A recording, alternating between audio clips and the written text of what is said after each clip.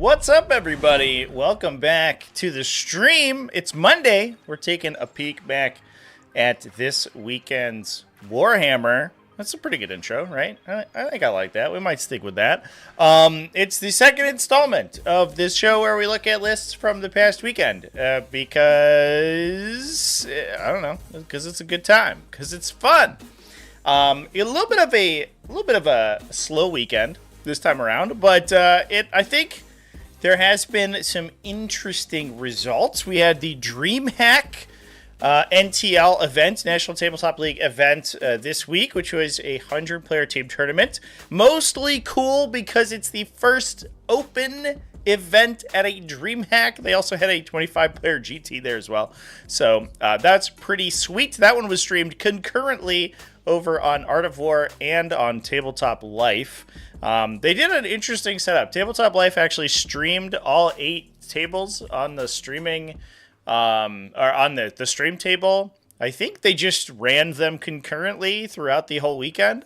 And then Art of War did a commentary stream where they flipped between them. I think John Lennon was commentating that one and was jumping between the live feeds from Tabletop Life, which was kind of fun to watch. So that was pretty cool. Spoiler alert, it is in the thumbnail. That was won by Art of War. Last week's Warhammer today. Yeah, last week this morning is where we're at. Dreamhack was a good time. Hell yeah, dude. It's a cool vibe. At least if it was anything similar to the Dallas Dreamhack, it was, I don't know, just kind of a cool thing. It was pretty sweet. I liked they sort of have a little bit more of an open plan. At least they did for the Dallas Invitational, so people could like really come and take a peek at the event, and it was kind of like this good sort of community outreach thing, especially for competitive play in the digital format, because I think there's a lot of crossover of people who do like to play things competitively online, but then sort of want to take that into a more physical space, and Warhammer is there for them. Ugh. Took a ton of equipment. Having access to every table from the commentary desk was cool. Yeah, that is pretty sweet. Yeah, I wish I had that capability. But it was cool to see. It was cool to see them be able to get that done. I don't own enough cameras for that, I think is my big problem. But yeah, that's what we're going to be discussing today. Also, some singles event results. There have been some interesting ones from the singles format. Adeptus Mechanicus actually kind of had a hell of a week. I think they are at 3 undefeated results this week, which is kind of coming out of the woodwork. But on our discussion last week, I saw some really funny trends of people, and I totally I understand kind of the impetus when we were talking about a little typo, Chaos Demons. I'm just noticing that's a little bit awkward. There are like players for factions like Adeptus Mechanicus and some other ones. I think like Tyranids are in there too, where the faction feels like kind of bad, but is honestly like performing fine. And it probably doesn't feel that great to play because it only has a couple of useful archetypes, but people are looking for big buffs to the faction. But I think that it does a disservice to the armies that are actually legitimately underperforming, and also the ones that are absolutely destroying people, and which I think are going to be the focus of this upcoming data slate. But man, this update could not come soon enough. We did not get it on Thursday. Hopefully this Thursday. I know there was some speculation that the team would be holding off until the Tampa event, but I guess we can actually talk about that because it was literally just announced like an hour ago. US Open Tampa has been canceled, so we're not even getting a Tampa event at all. So that could mean that we get this big update a little bit faster. That would be great. I would love that, but I don't know. We'll have to see how things end up going. That is unfortunate, though. Hurricane Milton, it looks like, is really throwing up some creating some problems for a bunch of people in the southern United States. Was expected to make landfall on Wednesday. The event started on Thursday, so I think that it's just not a good look to have people be trying to fly into Tampa as they're being absolutely annihilated by this storm. That's super unfortunate because it is like a very last minute cancellation. Obviously, there's a lot of people with plans and flights and hotel rooms booked and stuff like that. But better to lose your deposit than to get caught in a storm and potentially suffer even more permanent damage. The venue's right on the coast. Yeah. Unfortunate because the Tampa area is pretty sweet. But it is definitely not stormproof for sure. That's those poor folks down in Florida. They get the brunt of it for sure.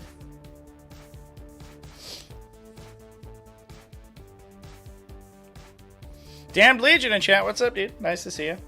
So that's too bad. That means we're not going to be getting a look at these potential results from Tampa. But again, I hope this means that this week we'll be getting this big update because we certainly need it. I have an itchy nose this morning, chat. I apologize. But yeah, I think that's basically all the scuttlebutt we have to talk about. I think we can hop into some lists, shall we, folks? Have an Admech player in the playgroup feel like the army's a Swiss Army knife? I don't know about a Swiss Army knife so much as it kind of skews very heavily. I don't know. We'll see. To be clear, I don't actually think it's broken. They just had a really good weekend this week. And it is funny because if you listen to the Adeptus Mechanicus community, they are very negative on their faction. Even though their faction is like right in the center of win percentages. And also occasionally has these good weekends like it did this week. We can hop into that, I guess, first. And then we can maybe talk about some Team Art of War stuff. Yeah, I don't know. Let's dive into a little bit of Adeptus Mechanicus. Seth Piper actually ended up winning that Dreamhack singles event, so they ran concurrently an 8-player team event plus the singles event. Ryan G with the super chat. Late are we talking about the triple Scorpius list from Dreamhack? We were talking about all of the many lists, the many Adeptus Mechanicus lists that went undefeated this weekend, which was like 3. And given that the fact that this is a bit of a light weekend, and then there were only like 10 or 15 singles results this weekend, having 3 undefeated, it means I think that the Adeptus Mechanicus was the vast majority of undefeated players. Not to mention that Richard Siegler over here obviously repping Adeptus Mechanicus at the Dreamhack event too. So that certainly helps as well. Might need to give this a little bit of a zoom out. This looks really bad, chat. Apologize.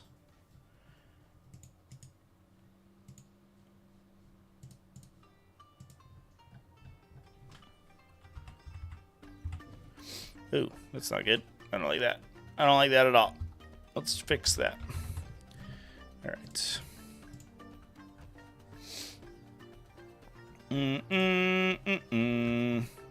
Sorry, folks. I'm just going to revamp my overlay a little bit here so things make a little bit more sense for this list format. I think it was done for BCP previously. It's busted against the right stuff. Did bottom of 1 with demons last time against Admech. Yeah, that's a tough matchup for demons. I think I don't know. Demons are a little skewy into a lot of very specific matchups. Mostly just because of the fact that they don't have armor saves, so they don't really interface very well with the core mechanics of the edition. Like, this is the edition where everyone has cover all the time, and demons don't get cover, so, AP0, AP1 attacks just fucking destroy them. So if you're talking about this army with, basically nothing but lethal hits and twin-linked, strength 4 weapons, you end up, a Scorpius, Dune Rider rocks up and just, plants 5 damage onto a greater demon, and you're like, okay, sick. That was fun. I think demons, I don't know. I don't know if, I'm willing to say that demons need some sort of rework. They are way too fragile for their cost, but they are not, underperforming dramatically. They just have like weirdly bad matchups in a lot of cases, and they're very inconsistent. So I don't know. I would like to be like, maybe like a great, I don't know, demons that feel no pain when they're in shadow or something, but that's tough to do.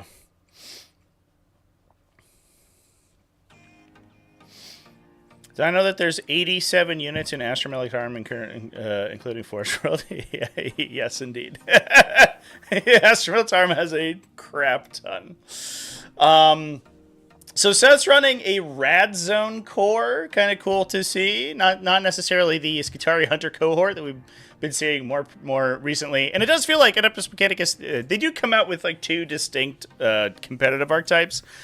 Some players are on the there's this Rad Zone core, which is a little bit more mid-range, and you're a lot of times focusing on Cataphrons in order to kind of like be your damage output, and then you can also take some of the heavier guns in the backline versus a Skitarii Hunter cohort where you're basically looking to be the scoring army, where you just like you windmill slam tons and tons and tons of infantry on the table, and you not only act as board control, but you can also do a bunch of melee damage. So the Rad Zone core is a little bit more ranged focus. We're running a Dominus, a Manipulus, and a Techno-Archaeologist with the Radios Fusion, so he's just the dude who sits in the back and increases the range of your Rad Zone effect, and then also protects your home objective from being 3-inch deep struck on. Double Rangers, double Vanguard, and then we do have the 2 Cataphron Breacher teams to bring in the Dominus and the Manipulus. Honors Dragoon Crawler, double Infiltrators, double Rust Stalkers, so just a ton of sort of board control and these aggressive kind of utility units. The Rust Stalkers, only 5s in here, but they do give you a little bit of an outlet for Conqueror Imperative if you need it, and then also they can be used just to sort of disrupt enemy objective control, plus the same thing with the Sidonian Dragoons as well. And then we also have an Honor Dragoon Crawler to hang out with the Cataphront Breachers and act as this backline shooter too. So kind of I would say basically sort of a standard like build. I don't know. It's just you're just doing normal stuff with these Rad Zone core styles. You're leaning very heavily on the Breachers, and it is another way that Adeptus Mechanicus can be really matchup dependent, where Breachers get super powerful, especially if you're fighting vehicles. Once they're if you're like a heavy infantry profile, so you're kind of like mid save. Even if you're just a 2+ save or something, Cataphront Breachers can get through that. And 3 wounds, the arc rifles can shoot through you, but if you're a vehicle, they'll just absolutely, like windmill slam you into the ground. There are some weaknesses against like monster heavy lists where a lot of their arc weapons turn off, and that can come into play here, but if you're not running into those, then you're okay. And like we said before, a lot of those monster lists don't tend to have amazing saves, so just like mass shooting from the little stuff can get through it anyway. But it was cool to see that we had both a huge team event and a singles event at Dreamhack. So congratulations to Seth for taking that one down. Pretty cool.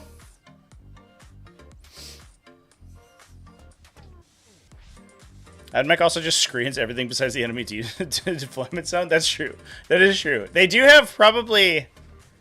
I don't know if I want to say they have the best forward operators in the game, but they probably have the easiest access to forward operators, right? Because they have the Sicarian Infiltrators. They have not only, in addition to the standard like brace of or grip of Agents of the Imperium utility stuff, so you can bring Calidus Assassins, you can bring Eversor Assassins, you could bring, like, even if you wanted to, like, I don't know, like Navy Breacher teams and stuff, to act as like these sort of mid-board units. And you also then have access to Sicarian Infiltrators and Cerberus Raiders as well. So you have really good Infiltrate and Scout units, and just Skitarii Rangers too. Just tons and tons and tons and tons and tons of forward operation, which is nuts powerful.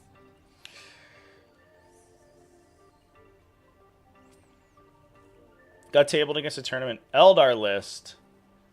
With your demons did a total of 2 damage to a Wraith card, didn't even kill it. Failed all 4 ups and charges.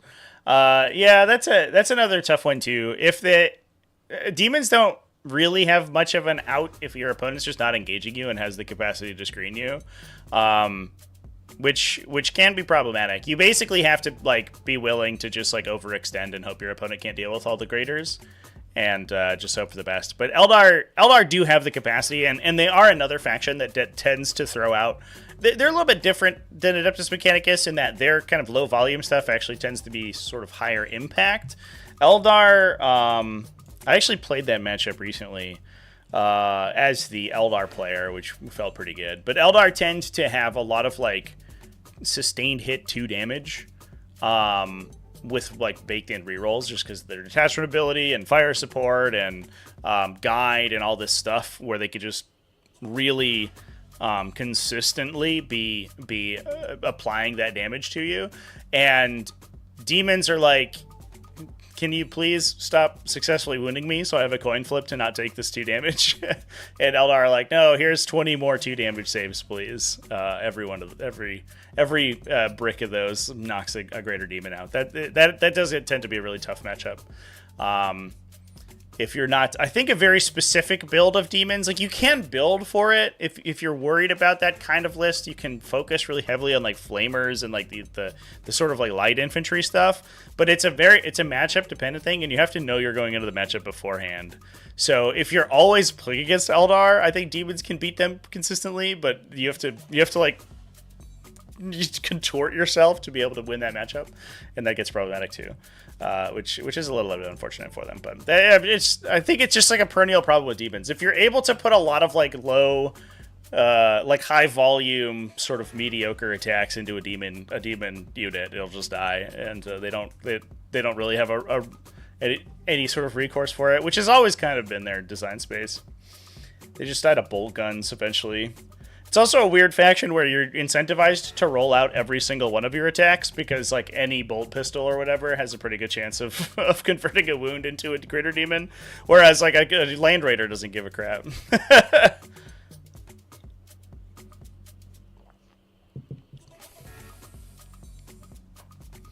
Demons run over mid to low players that don't screen well. Best armies just dumpster them. That is correct. Yeah, I agree with that. I unironically don't think that was the case in Leviathan. I think that is a new, that's a new evolution as a Pariah Nexus. I think Demons' scoring potential in Leviathan was so good that regardless of how strong other factions' good matchups were against them, they could simply outscore them in a lot of situations. They can't do that anymore. It's not possible for them, which is sad. It's unfortunate because I think there are a lot of factions, and I've said this before, I think it's an issue with Pariah Nexus that there are factions that are significantly disadvantaged at attrition play. A good example is Tyranids. Another good example is Demons. Those factions were I would say fairly competitive in Leviathan, even though they died to everyone, right? Like they would always end up with less stuff on the table than their opponent, but they would always end up scoring more. And the fact that you like can't do actions with OC0, you don't have access to like capture enemy outpost. There's all like bring it down scores scores more points against them potentially. There are all these like issues that can make it really tough for factions like that in the current format, which is certainly not helping their win rate whatsoever. You could see them in a lot of situations. They would go up against really good players with really good lists previously, and they would simply score too much for them to beat them. And now that's not the case, and they just die, which is sad. Demons reverse Uno carded themselves into Tyranids. Reverse Uno carded. I'll take your word for it. What does that mean? Reverse Uno carded. Thank you for the super chat, by the way. Like they turned themselves into Tyranids, or like into Tyranids they were like no you.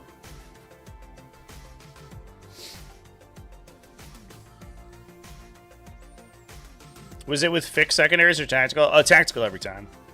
Tactical every time. Fixed is I think too blockable in Leviathan, but tactical was like so open-ended that because you had so many utility units, like you were bringing 4 or 5 units of Nurglings, which could score basically like 60% of the objectives in the deck very consistently, and you could like 3-inch deep strike those and just like run them everywhere, and your secondaries were so good. As both Tyranids and Demons, you would just be like, I scored both secondary cards every turn. You would like run out of CP because you're like, I can't discard any of these because I'm just scoring all of them. Like, I'm just drowning in points. And then all your models would die and you would hope for the best. Not to play Tyranids next? Yeah, I wouldn't do it. I think Tyranids are decidedly mediocre in this format, which is unfortunate for them, but it is what it is. 10th is skewed so heavily into just a point score war. I think that it's actually reversed itself. You want to talk about an Uno reverse card? I think the Uno reverse card has been applied. I mean, the game has always been a point score war. You can't be like, oh man, more recent editions are all about scoring points. You're like, it's just been how 40k has worked at least since I've been playing it, since 8th edition. But 8th edition also applied points to sort of attritional play, and that's kind of what Pariah Nexus is doing as well. So in Pariah Nexus, you have a lot of secondaries that are based on killing your opponent, and so if you are good at killing your opponent, you are also good at scoring points. There's like more of an emphasis on scoring points than there has been in the past. So I would say that like just doing a murder is probably more effective in Pariah Nexus than almost any other kind of like game plan. If you build an army that like has some level of utility but is also just extremely good at killing things, you're probably better off in Pariah Nexus than building an army that's entirely based on just point scoring. But you used to see factions in 9th edition that literally their only goal was to hold out until they outscored you on secondaries. That couldn't kill their way out of a paper bag, but all they did was score passive secondaries until they won the game. And you don't see that anymore, thank goodness. That was a little bit of a toxic game plan. Not that I think it was like totally bad. There were some factions that were probably too good at doing it, but there were some that I think did it in a cool way. I keep talking about Necrons. Old school Necrons in 9th edition were really cool because they're attritionally were really bad, but that was like sort of supplemented by the fact that they had incredible secondaries. So you had to play this like race with them. Demons are now like the Leviathan Nids. I don't think that that's the case. I mean, maybe it is, but like Demons and Tyranids have felt. Demons are like a dial click away from Tyranids. Like, Demons are slightly worse at scoring than Tyranids are. Even now, I think that's still the case. Tyranids are just generally good at scoring, mostly because of Biovores. But they do way more damage. Like, they actually have the capacity to kill an enemy unit when they attack it. Like, you don't know if you will, because you could just roll all ones to hit or whatever. But, like, a Bloodthirster, given a long enough timeline, will actually kill something, unlike just gesture broadly at the Tyranid faction. So they're like on a spectrum, right? There's like killiness and there's scoriness, and Demons are one step removed towards the killiness part than Tyranids are. But I think the game plan is generally the same. We're talking about Adeptus Mechanicus right now, though. That was a tangent. This is Tactical Tangents, by the way. Welcome to Tactical Tangents. I'm Trevi, your host. Michael Taylor over here kind of representing the other facets of Adeptus Mechanicus right now, Skitarii Hunter cohort. This was the Spice Flow GT, which is, I think, a relatively large GT, but only around 5 rounds. So we had 3 undefeated players at 5-0 at the end. Battlesphere uplink on 1 Skitarii Marshal. Just 2 Skitarii Marshals, actually, which is a little bit interesting. Usually you see 3 plus some Techno-Archaeologists, but we're going light this time around. And not bringing a Cantic Thrallnet to flip Doctrina imperatives on anyone. We're just bringing the Battlesphere uplink to get the shoot and scoot. Yeah, that was Ryan G. You can blame Ryan G for putting me on a Tyranid tangent.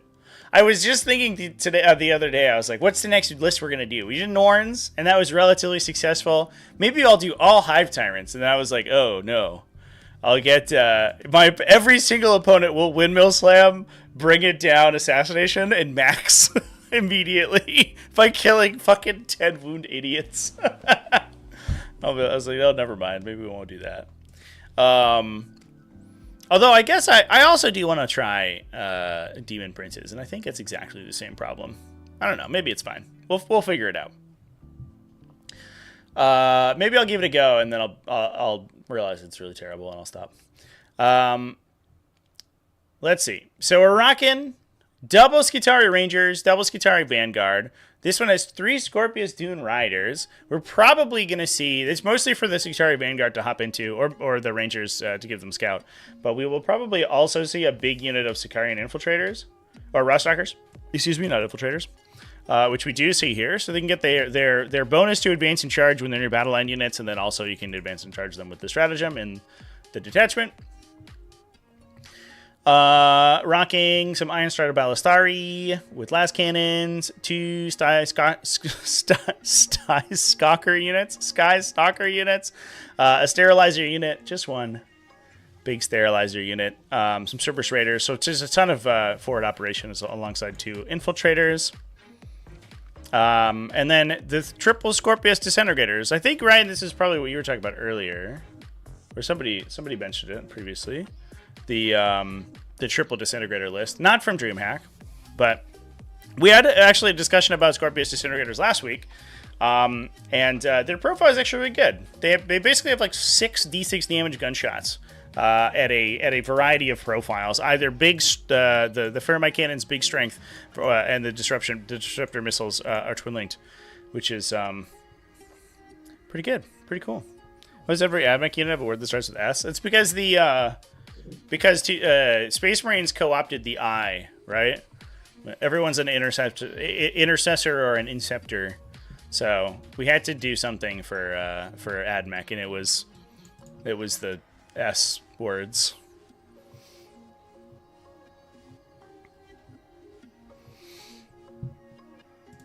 Last but certainly not least is this tournament, ROGB Northwest. And this is actually a really spicy conclusion, because it was a draw between Admech and Orks, which is kind of cool to see. So we see a little bit of I don't know, a little bit of kind of new players in the metagame, and it has been an interesting week for that just in general, because a lot of the stuff that we would expect to see, we have a little bit of Dark Angels, we have some Thousand Suns, it's kind of normal stuff, but we also just have like some new factions that we haven't seen in a little while, Orks being one of them, so we'll certainly talk about them in a moment. This is another Rad Zone core list, but it's only a single Manipulus with Peerless Eradicator for sustained hits, so we probably only have the one Cataphragm Breacher team. It is 2 Techno-Archaeologists, just to screen out the back line, double Vanguard and a Ranger unit, plus 3 Iron Strider Ballistari, this time a Cataphragm Breacher team, for the Manipulus to jump into, double Sky Stalkers, double Sterilizers, those are 5 apiece, triple Cerberus Raiders, so we're scout moving 9 cavalry up the middle of the table, plus triple Scorpius Disintegrators. So everyone's kind of getting on the Disintegrator train, which I think is appropriate. It is a very good profile that adds a lot of backline shooting to the army. We have a lot of forward operation being supplied by the Cerberus Raiders for movement blocking and to score early game secondaries. And then we can also follow that up. The Sky Stalkers also sort of fall into that. They can fire. They can move 12 inches after shooting, so they can jump around and movement block quite a bit, so that you can protect the Disintegrators and this Cataphragm Breacher unit, and allow them for additional turns of shooting. So you're basically trying to use all of this like chaff to gum up the center of the table, so you could just absolutely devastate whatever you have line of sight to.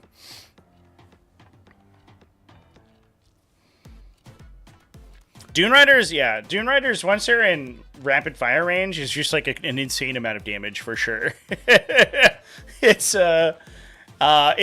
always surprising because I don't know. It's just a little transport unit. It's like, it's a Rhino, basically, right? And you're like, no, no, no, no, no.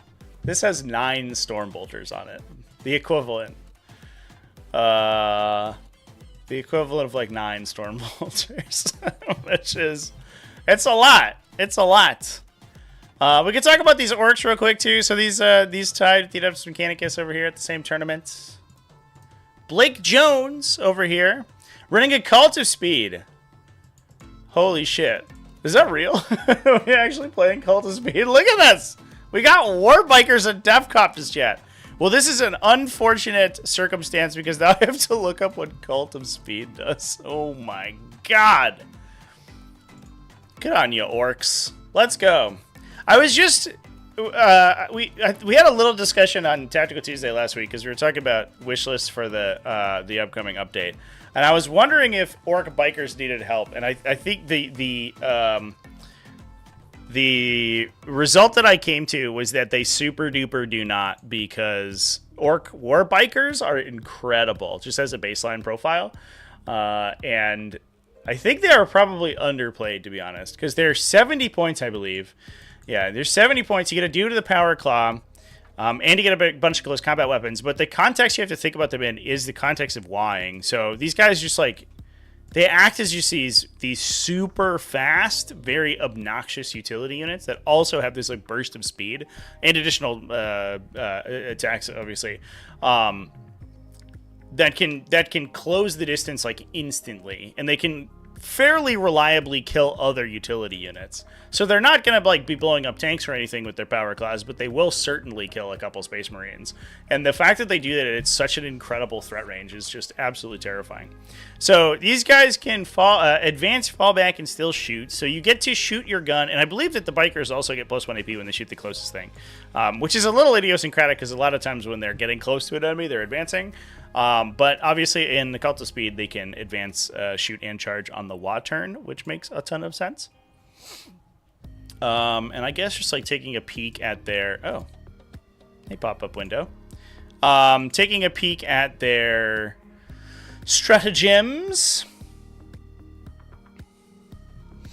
They can get a 5+ invulnerable save. Or modified to a 4+ invulnerable save on bikers for the most part, on speed freaks or truck units.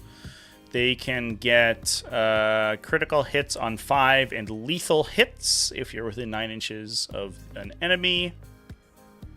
You can force people to take battle shock checks in your movement phase. Not that useful, to be honest, but it is something there. +1 to wound on a speed freaks unit in melee, so that is pretty good on those war bikers.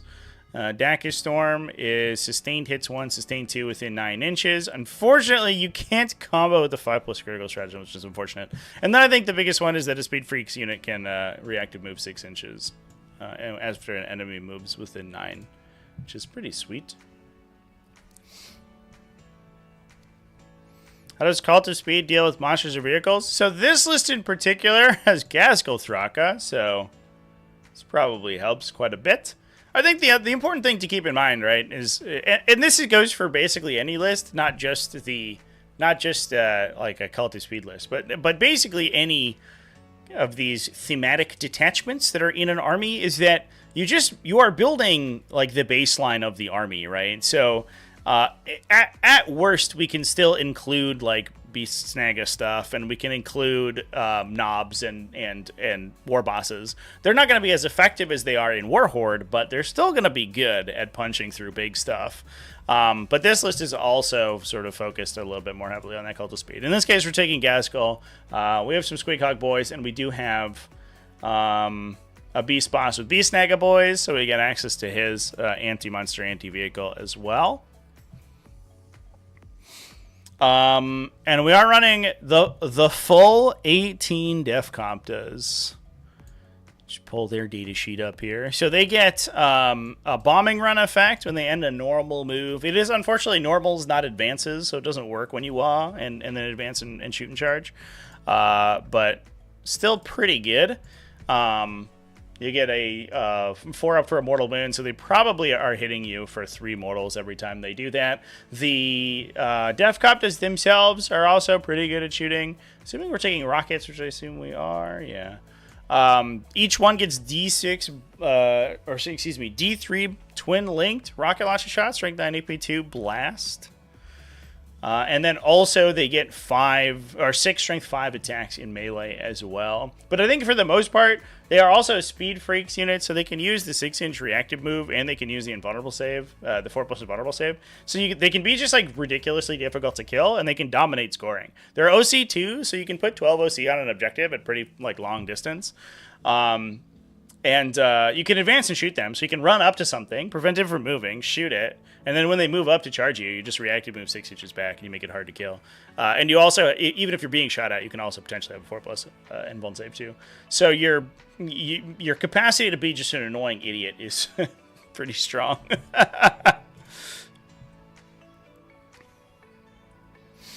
Battle shotgun movement stops AOC sometimes. Yeah. I mean, like, there's you know, use cases for Battle Shock out of phase.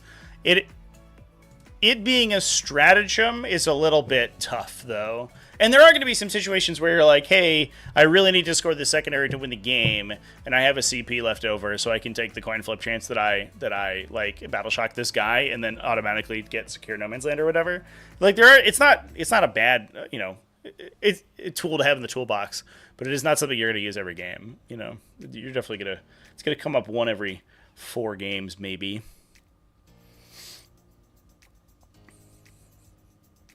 Enhancement and call that gives a bear's unit assault ramp. Hell yeah. Yeah, that's the classic one, actually. That's a OG.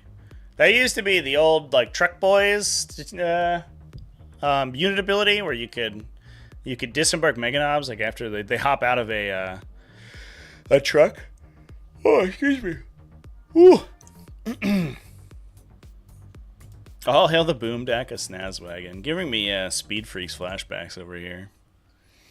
I do wish that the buggies themselves were a little better. The buggies are like really trash, unfortunately. They're a really tough profile to balance, I think. And they haven't done a great job of it, but maybe in the future we'll see buggies done the justice they deserve. But right now, they are not very good. But we do have Defcoptas to fall back on, which are a consistently good unit. It's always funny to see units like that are just, you know, and Warbikers also to some extent, because Warbikers have seen play since 8th edition, where this unit is just like so conceptually like good. It works so well in the environment of 40k that you see it consistently, whereas a unit, a kind of like medium weight vehicle, is very bad and sees very little play.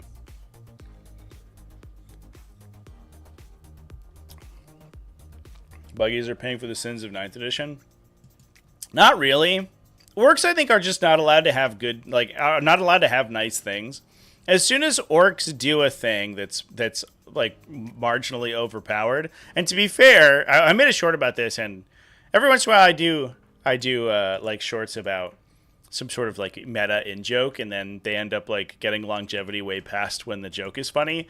And I did one for orcs where it was like playing against orcs in 9th edition was just an endless barrage of squigs, because you could take 9 rocket truck squig buggies that all had like incredibly efficient indirect fire weapons, and you would just get like vaporized. Eventually they restricted it so the buggies could only get 1 model for each like rule of 3. So you could either have 1 unit of 3 squig buggies or 3 individual squig buggies, and that was it. Which is unfortunate to all the people who bought 9 squig buggies. But they were super duper good for like an astronomically short amount of time, like literally a month or something, and then they got super heavily nerfed. They got like points increases, and they got this rule that says you couldn't take more than 1 of each buggy, or more than 3 of each buggy. And orcs also had like a really good aircraft, like set of aircraft that got nerfed like instantly after the codex came out. But they weren't like the only faction that had good stuff in 9th edition. It's just weird that orcs seems like they get nerfed way faster than any other faction that has good things. So, like, buggies were good at 9th edition for a very brief amount of time. And then they became really bad and you never saw them ever again. You saw kill rigs, which are still seeing play. But you basically never saw buggies after that.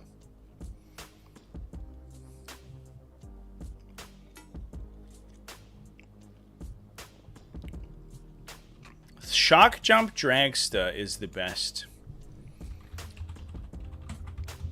I don't know if I would, like, I'm not interested in relying, and I'm not an orc player, so maybe an orc player could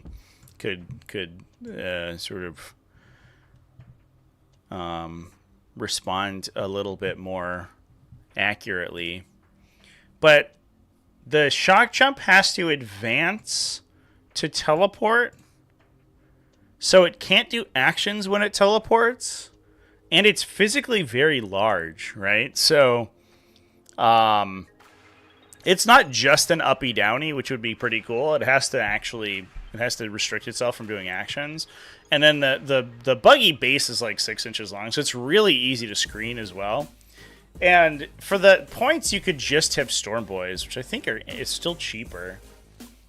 And then just like deep strike them the normal way. They're good. Like the repeatable deep strike is good for maneuver secondaries, but it's not good for tacticals. Yeah, 10 points cheaper, you get 5 Storm Boys, which are harder to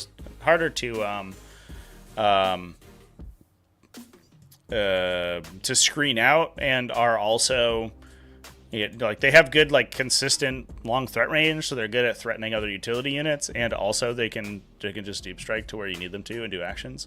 Whereas the Dragsta has all these like riders on its teleport ability, which is just unfortunate. I think if it could just uppy downy, it would actually be sick. Which makes me sad. Gun hitting on 3s. Yeah, 1-shot strength 8. Woo! Couldn't even give it an anti-keyword or anything for that devastating wounds. You gotta roll a 5 to wound against like almost anything. And even then, it's AP2. So it's probably not even gonna convert. You're like saving on a 4 in a worst case scenario. Unless you're like AOC'd or a good armor save, and then you're probably saving on a 3. Or a 2 even. Sad.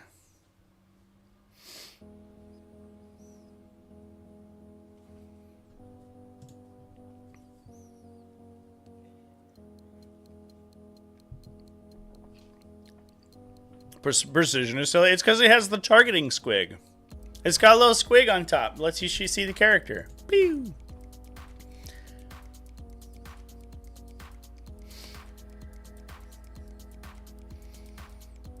Yeah, I think the intended use case is that you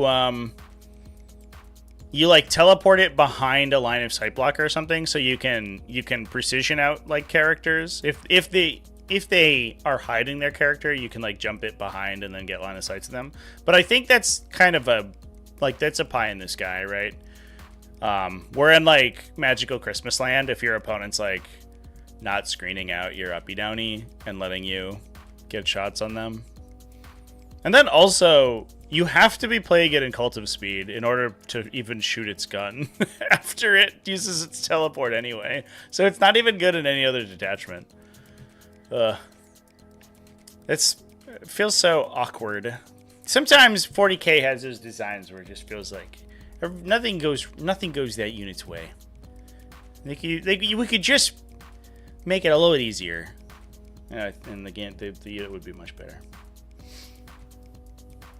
Yeah, it's in Speed Freaks, but only Speed Freaks. So if you play it anywhere else, it can't advance and shoot its guns, which makes it sad.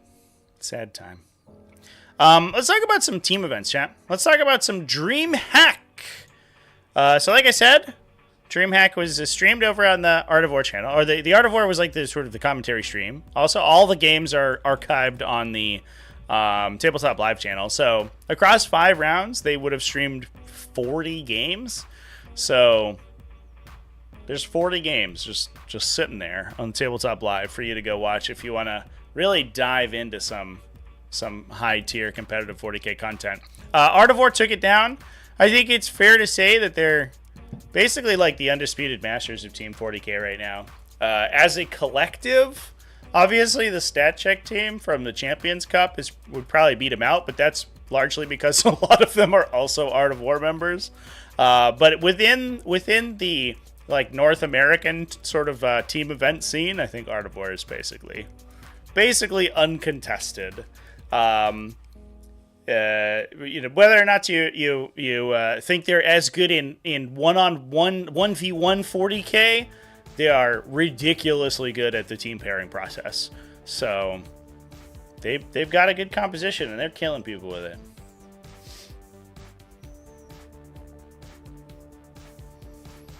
No player that played Pirate Orks? Or like a Freebooters kind of thing? Yeah, they've Flash Gates are like sort of the unit for them. I think they had a detachment ability back in the day, but for the most part they were usually represented by like individual units. They weren't as much of a full army kind of deal.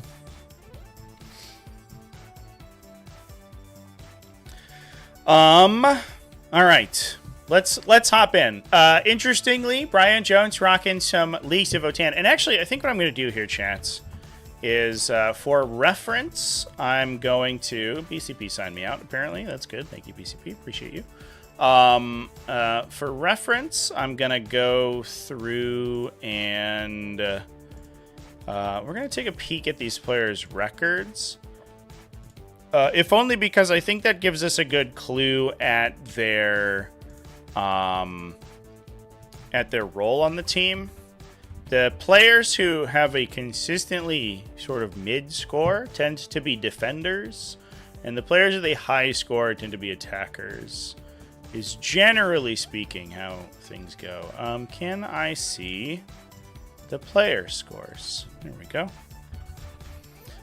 So Brian Jones was rocking Leagues of Votann, which is interesting because he's almost, for almost as long as I've known him, he's been a Imperial Knights main, but that's actually mostly through 10th edition.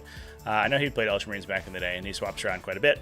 Today he's on Leagues of Votann. He's rocking one Iron Master, double Einherjar Champion, one of them with Grim Demeanor for the modifier ignoring. 2 units of Hearthkin Warriors, 2 Sagitors, double Hearth Guard, 2 of 5 for the Einherjar Champions to jump into. We also have triple Hecaton Land Fortresses for those guys to hop into, and then we're taking up the midboard with a Jaeger unit and triple Hurricane Pioneers. So Brian actually ended up 1-1-3, which is an extremely classic, not only Leagues of Votann score in these team formats, but also it showcases the fact that we were basically just trying to put Brian up here as a defender list in order to sandbag really tough matchups, because what we were trying to do is get basically 10-10s out of every game that he got, and he was excellent at doing that because he went 9-11. So he lost by 5 points in one game. He did 20-0 one player in round 2, and then all of his other games were draws, which means the final score was within 5 points of each other.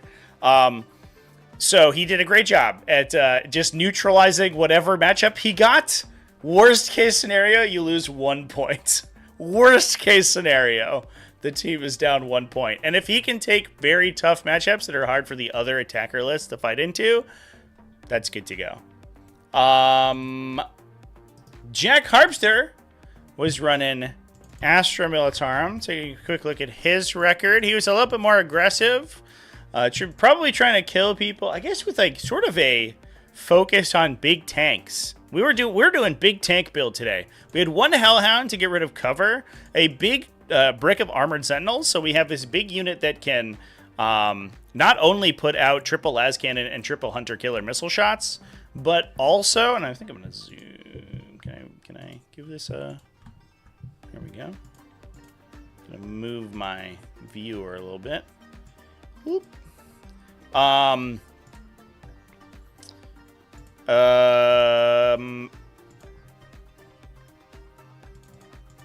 Let's do this. Cool. But also, it can regenerate. You can reinforce the entire armored sentinel unit once it dies. So it's basically operates like a battle tank that comes back to life. Instead of paying 170 points for a Lehman Russ that has 2 sponsored mounts and a battle tank and a turret weapon, you're paying 195 points for 3, essentially like a turret weapon and like 2 las cannon sponsons or whatever, like 3 las cannon sponsons that can then reinforce. Plus, you get the benefit that it has like just a trillion wounds, and sometimes it just doesn't die too, which is kind of nice. We have 18 Bulgrin to prevent enemies from touching the tanks, and then a bunch of big tanks: an Exterminator, triple Lehman Russ battle tanks, a tank commander with a Demolisher cannon and Grand Strategist. So we have a total of 5 tank orders that we can issue between Lord Solar and the tank commander himself. As well. Plus, Lord Solar has his platoon command squad and a Death Corps Krieg unit for him. So, pretty good stuff over here. Good old tank list. And that was a fairly effective 3 and 2 for him. He got 2 20-0s and an 18-2, and then got some tougher matchups. He went down 15-5 and 11-9 in his last 2 rounds. But a little bit of a skew there. I think we were trying to put him into stuff that couldn't deal with the mass, like 2+ save battle tanks. Mike Muzeni, who we did watch at Crucible, actually. And I apologize if there's a little bit of noise. It looks like they're doing construction next door, and there's some sanding and stuff going on, I think. There were some renovations going on. One of my recent videos actually had, I think, a little bit of hammering in the background, which I hope I was able to cut out enough of, but I think a little bit got through.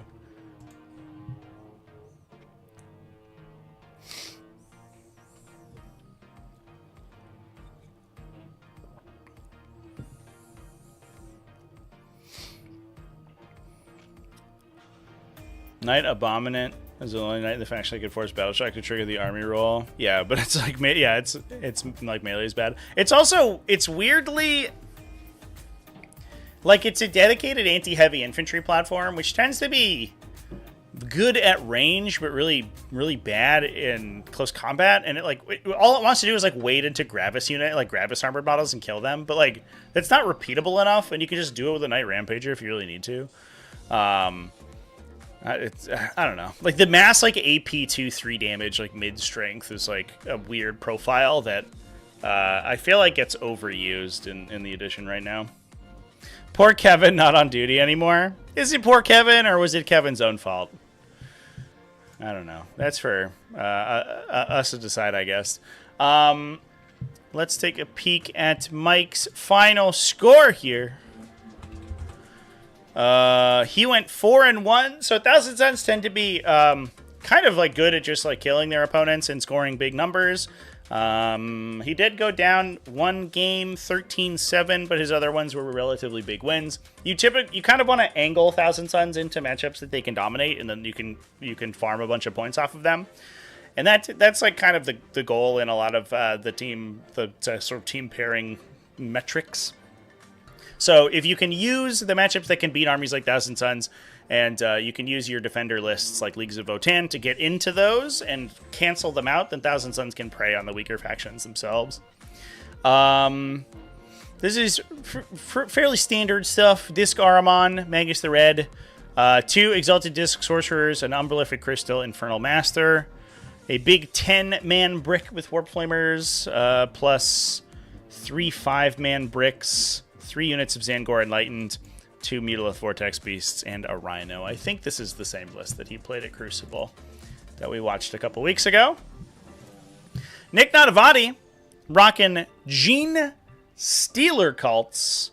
Kind of cool to see him back on his OG Genestealers. I don't know if you knew this, Chad, but Nick Nanavati is actually like a old school Genestealer cult player. And unfortunately, I guess I could zoom in and then scroll. No, it's not letting me scroll here, but there we go. That doesn't even give me good enough. This list is too long. There we go. That looks a little bit better. So Host of Ascension is like sort of the classic, ignore cover and sustained hits when you're coming out of Deep Strike detachment. Basically the index detachment rejiggered. We got a Primus with Chink in their armor, so that gives them lethal hits. And then the Primus gives them rerolls, and they're also getting sustained hits, so they can get lethal, sustained, and then just fish for criticals.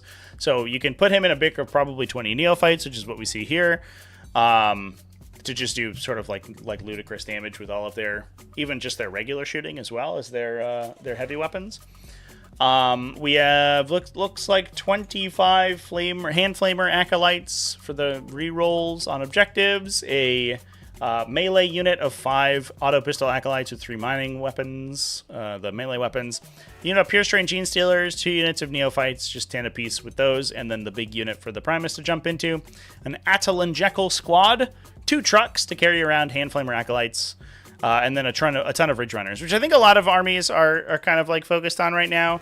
I think we are at the point, we're kind of back to the point where Ridge Runners are just the best like heavy weapon delivery system for Genestealer cults, which they have been, honestly, like every single edition. So it's not really changing. 2 units with spotters, 1 with a single survey auger to grants ignore cover, I believe, right? No mortars, actually, interestingly, on any of these. So we're just shooting people directly. We're not using the indirect fire like Wombo combo to get crossfire on people. We're just shooting them with regular laser beams. And then 3 Goliath rock grinders as well, to give you a little bit of midboard control. Plus, I guess, more ways to carry around hand flamer acolytes and neophyte hybrids too. But this is like, I think a lot of it is a similar. The similar combinations that get played in Outlander Claw are also available in Host of Ascension. You just get worse control of objectives because you don't have like reactive moves, and you don't have the higher OC on your vehicles, and less vehicle focused stuff. But your damage output is higher because you get those like sustained, potentially lethals, ignore cover and stuff once you're jumping onto the table. And a lot of times you'll jump the Ridge Runners into Strategic Reserve and they'll just pop out and then get all of the benefits that way anyway. What were Nick's scores? And Nick was just killing people. Holy crap. So he was 5-0. He had 120-0, an 18-2, a 17-3, and then a 13 and a 12 point win, which is relatively close towards the end of the event as things got a little tighter. But I think mostly just going in here into trying to put this list into armies that couldn't deal with it. I think that Genestealer cult don't tend to have as good of a broad spectrum of matchups as something like Thousand Suns do. But if you can put them into the armies that have trouble screening them out, especially armies that are like sort of a little slower on the table and lower model count, they can run circles around them and just blast them off the table with like these huge deep striking units, and especially the stuff for like Ridge Runners as well, coming in with all those bonuses. And then you can get the big wins out of them. So makes sense to me. Quinton Johnson running Adeptus Sororitas, kind of normal brings the flame stuff.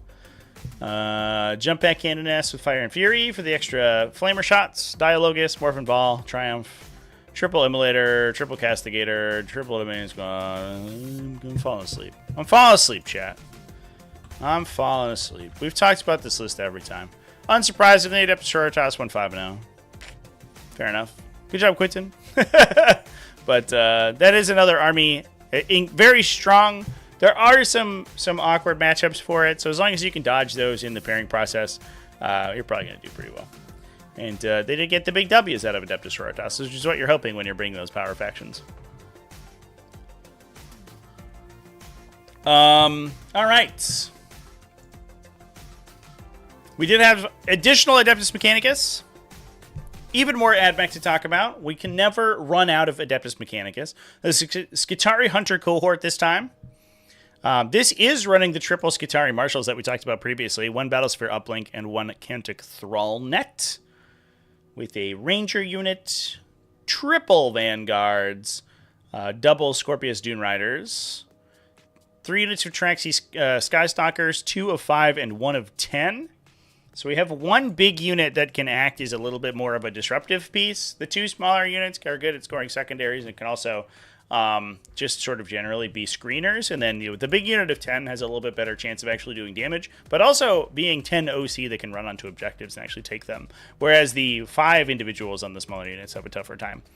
We also have a little unit of infiltrators, just 5, plus a big unit of infiltrators, which can go up in the middle of the table and either string out really far. We don't have the enhancement to redeploy them, which can sometimes you see where an infiltrator unit will string, or even a unit with the infiltrate and scout enhancement, which I forget the name of. Clandestine and infiltrator, I think.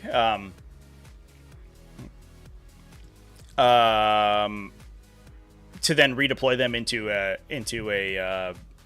more defensive position, but we can also just use them as like sort of a disruptive piece early, so we can put them in behind like mid-board terrain and then just actually charge people with them.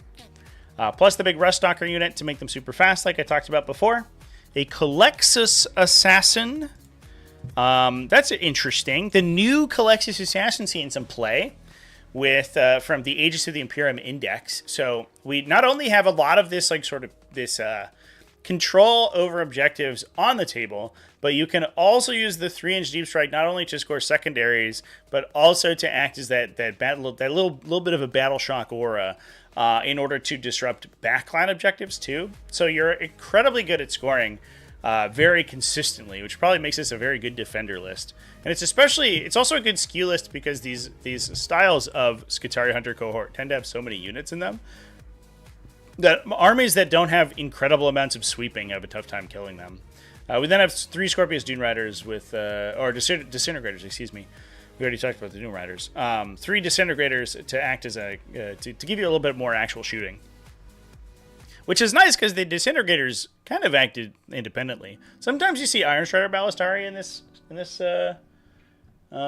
slot here, but I think the Disintegrators make a ton more sense because they just get more shooting, and especially with the Cantic Thrallnet too. In the turns where you're trying to push all of the melee stuff forward, you can Cantic Thrallnet one of them into Protector Imperative or vice versa.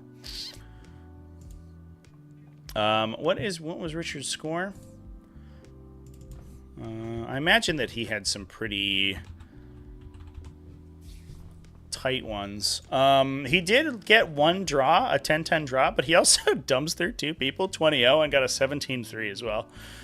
So he was just like outscoring people in a big way. We also had a few. I don't know if Russel and Sascha are official Art of War members, although I know that Sascha often plays on Art of War. But I imagine that they are pretty closely affiliated. Russel Tassin was running Renegade Raiders, Chaos Space Marines. And he had a little bit of a tougher weekend. I think this is another list that we were trying to defend with and just sort of absorb bad matchups. Chaos Space Marines are a little bit less consistent on scoring than I think you'd expect a lot of these detachments to be. But Renegade Raiders is such an insane toolbox that you almost always have things to do. It's probably very unlikely you get it put into a matchup where you have literally no outs with a list like that. At least if you're not trying to necessarily win the game, but you're just trying to shore up your own score. If you're bringing a lot of like legionaries that can advance and charge and get a bunch of bonus damage on objectives and stuff, you can at the very least trade with your opponent.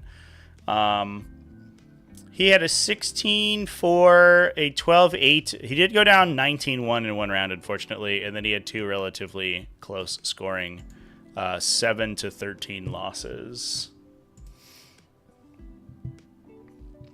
Russell joined the team 2 weeks ago. Well, there you go. Congratulations to him. Old Team Art of War Russell over here. He was bringing Abaddon, a Dread Reaver Chaos Lord, so he gets the rerolls and then next to the opponent's objective, or deployment zone, excuse me. A Cultist Mob. 1, 2, 3, 4 units of Legionaries. Yeah, so lots of OC2 infantry, 2 Chaos Rhinos to carry them around, 3 Predator Destructors for backline shooting, a Chosen unit, a Hellbrute. That's interesting. Probably just to hang out with the Destructors. They are... It's actually very clever. I actually really like that. The weird thing about the Predator Destructors, and here's what, like, gets me sort of, I don't know. It makes me a little sad every time I see a Predator Destructor Dark Pact. Is that you're like, oh, the lethal hits is so good on its autocannon because its strength is low. But, oh, actually, hold up. Wait a minute. We were running heavy bolter destructors? What? Oh, we won one heavy bolter destructor. Huh. Okay. Well, I guess if you're just always praying for lethals, heavy bolter destructor's not too bad. And you have Abaddon, so you can get rerolls on them, right? So we're just like fishing, and you get lethal sustains on the bolters too. And they're like AP3 shooting infantry. So you have like a dedicated anti-infantry platform who shoots like 6 pretty good sustained shots, or like lethal shots at AP3, up to AP3 potentially, and then it's 6 more sustained and lethal, 2 damage shots. So like you'll probably just like pick up 5 Space Marines like very, very consistently. That's interesting.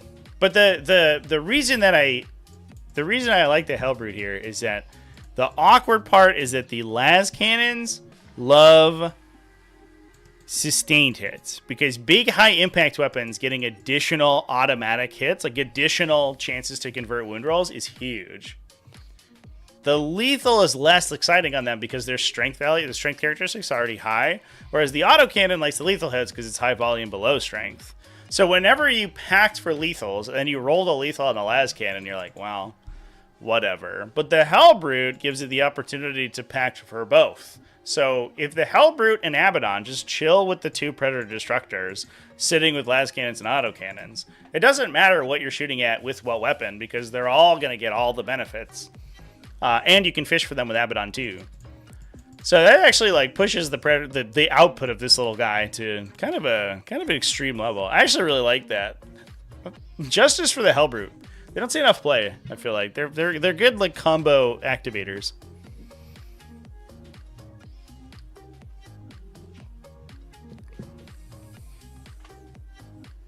It's not even in Pact-Bound Zealots though, chat, right?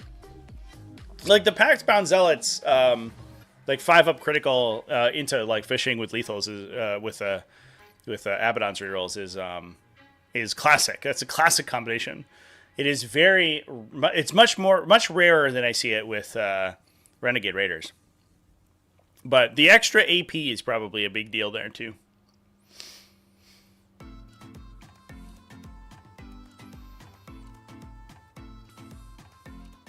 Doomside one-shotted Magnus on stream. A Doomscythe? Dude, sick. Get fucking Doomscythe Magnus. Magnus deserves every Doomscythe thing he gets. And I say that as a Thousand Suns player who has Magnus sitting behind him right now. We also have 10 Warp Towns in this list. It's also important to note. There's 300 points in there of skirmishy boys who can just clear out enemies and then run away. Still probably an incredibly useful unit, especially in a team format. If you can put them in a lot of matchups where people have like a lot of utility and Warp Talons get to kill them all for free every turn, really good. Very good. Last and certainly not least, Sascha Alexander Edelkraut. Running some Dark Angels. It's a Dark Angels Gladius Task Force. Normal stuff. Oh, there's a Gravis Captain. That's kind of fun.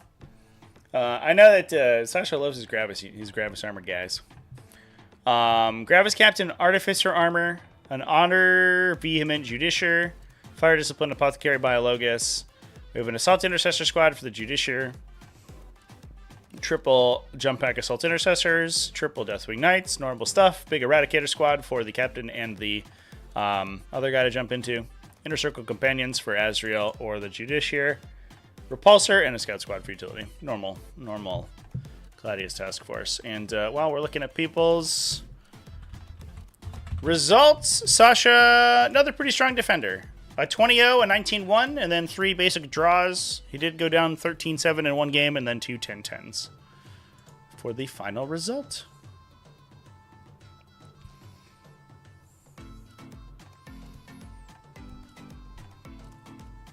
Likes the gladiators extra chunky. I like them big. The Gravis Captain, he is actually unironically good by himself. The weird part is he doesn't like deep strike or anything, so he has to come off the side of the table if he's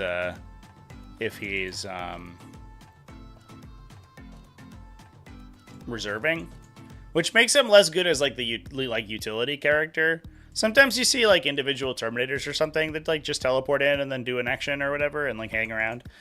I actually unironically don't hate the solo Gravis Captain. I used to play one in my captain's list. They're very difficult to kill because they're half damage plus a feel no pain with the Artificer armor. So they're like they're very resilient by themselves, but also giving you free Storm of Fire and or free squad tactics on the big unit. The big Eradicator unit is probably where we're at with those guys. The Repulsor does carry the full brick of 16, right? Or am I a silly goose and he maybe doesn't do that? Or is he capped at 14? Oh, he is capped at 14. So it actually, the whole brick wouldn't go in the Repulsor if he attaches. So he might be alone. You might not be. You might be right, chap. I guess it depends on the situation.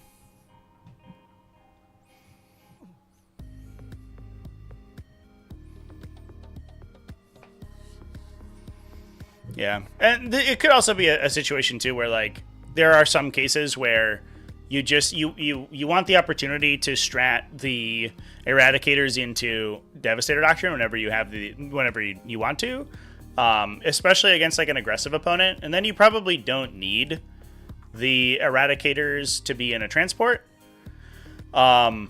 so they can just like chill somewhere and hang out, and then he attaches with them, and then that gives you a boat to carry around the Judiciary to play like more of an aggressive like melee game. So I think that it's just a good boat and a dude who can attach into the Eradicators if you need them to, which I think is going to be useful regardless. Repulsors at 180 points are like pretty inexpensive. There are a lot of vehicles, significantly less scary vehicles that cost not too many fewer points than a Repulsor and don't carry as many models, nor have the defensive characteristics of that thing. For 180, it's actually kind of sick. All right, chats. What else should we talk about? We got a little Tyranids action over here from the Alba GT. There's also a couple more team events that went down. A little bit of Imperial Knights action going undefeated too.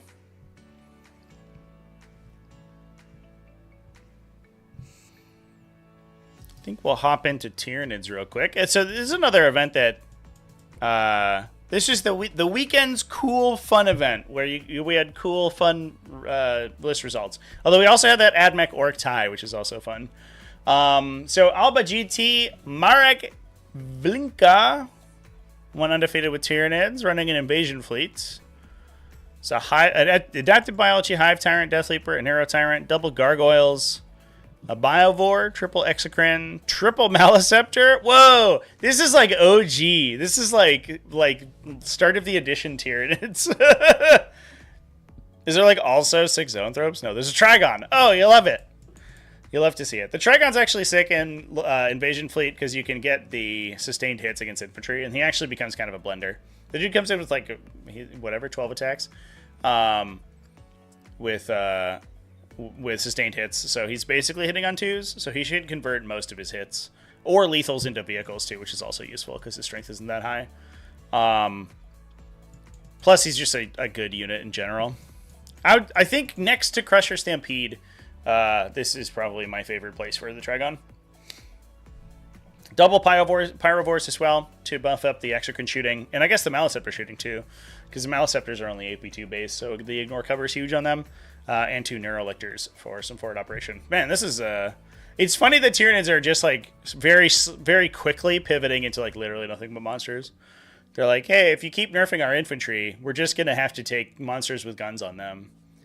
because our melee is horrible, and we don't have any good infantry options anymore. So literally the entire faction is Tyrannifexes, Maliceptors, and Execranes, and the occasional Carnifex, I guess. It's a sad time to be a Tyranid, chat. But congratulations to Marek for taking that one down. The other one was World Eaters of that one. Philip Pognaknik. We're going to go with that. Was rocking Angron. Karn the Betrayer. Lord Invocatus. A Berserker Glaive Master of Executions. 1 Jackal unit. 10 Berserkers. 2 units of 5. 2 Rhinos to keep them around. A bunch of 8-bound. I guess 1 unit. Yeah, that's less exciting. That's kind of normal. Normal World Eaters fare. Over there. Hate that Warriors are so meh outside of Vanguard. Should be a core unit featured in a lot of lists, yeah. It's unfortunate because I feel like gun warriors got, I don't know. They just get overshadowed by stuff that's faster. Like you basically utility units that are lower, that are shorter than move, I would say like 8. Unless they have another like really good effect, and this is like not even just for Tyranids. I think this is sort of just in general. Generally speaking, unless you're super cheap, you're like a 5 model infantry squad that costs you 50 points, or you have another special ability baked in, like you're a scout or you're an infiltrator. If you're just a normal ass like utility unit, you probably aren't seeing play. Ranged, and the sad part is that I think ranged warriors as like just a useful unit to have around are actually sick, because they on average like just wipe 10 guardsmen by themselves. The problem is they're so fucking slow that they're never gonna get to the position in which they do that. And because they're so slow, you're never gonna play them in any other capacity because they don't do anything else with their time. And it's like kind of sad. Plus you're then just in direct competition with like Raveners, which are strictly better in every situation. And yeah, it's just unfortunate. This need to either be tankier or faster, one or the other. The melee warrior output is actually pretty good, but they don't have any way of like getting there. Like 6 attack, strength 6 twin linked is really strong, but the problem is delivery. And if they have advance and charge, that's okay. But if they don't have advance and charge, they die as soon as they break cover. The entire unit's dead immediately. You do not survive on a 4+ save. Lord Invocatus is overcosted. I think that is a hot take. Invocatus is incredible. Scout by himself is already good. Scout on 2 additional units and his profile on top of that. I think that's the thing that people forget about all the time. Let's take a look at Invocatus. Is like you take Invocatus because you're like, all right, I want scout infantry, because scouting 2 infantry units, 2 especially World Eaters infantry units, which are some of the highest like value in the game, is incredible. Oh, I just closed it. What am I doing with my life? But then you also like in his data sheet, you have to remember he's getting +1 strength and attacks, right? So he's swinging with 12 strength 7 2 damage attacks, 12 of them. So like he himself, he's not only a benefit, right? He's not only a support unit for infantry by making him significantly faster, but also he hits fairly hard as well. So you're like, the arithmetic isn't like, will I pay 140 points to get scout on 2 units? That's of questionable value, right? But it's like, will I pay 140 points to scout with 2 units and then kill an 80-point enemy unit, a minimum 80-point enemy unit, because this guy will just turn 5 Space Marines into soup, and then also be this like super tough defensive profile on top of that? So like the amount of value that Invocatus usually gets a World Eaters list is like dramatically higher than 140 points in basically every time. Unless you just throw him away to do nothing, in which case, like, well, I don't know if I can help you. He's basically like, what's the output on like a, I don't know, what's an equivalent unit? Like a, he gets out He gets out damaged by 8 pound, right?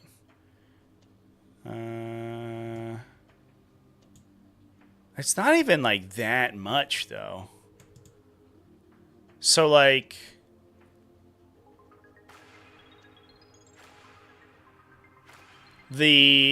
an 8 bound unit swings 12 2 damage and 4 3 damage. So in the comparison for the same cost, you're only losing out on the 3 damage attacks, but you gain scout on additional stuff. And I guess like 8 bound rerolls. I don't know if it's like a great comparison. But the point is that you get value over his like start of battle ability. And it's usually pretty good.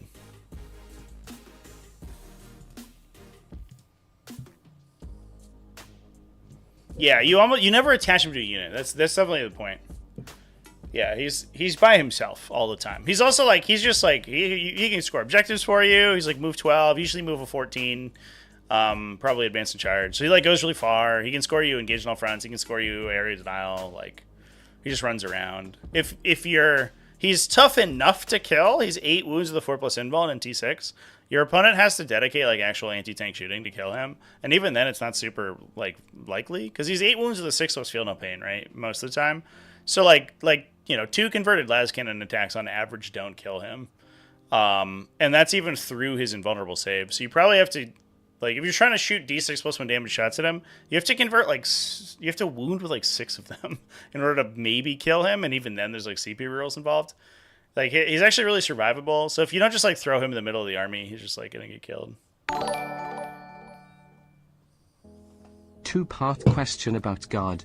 I'm guessing Ratlings don't see play because for 40 points more you get Gaunt's Ghost. They seem so close to being viable, though. With Codex, how would you make them better? Oh, that's a question. Would I make Ratlings better? Because I think, like, to be honest, Ratlings are, like, probably criminally underplayed as it is.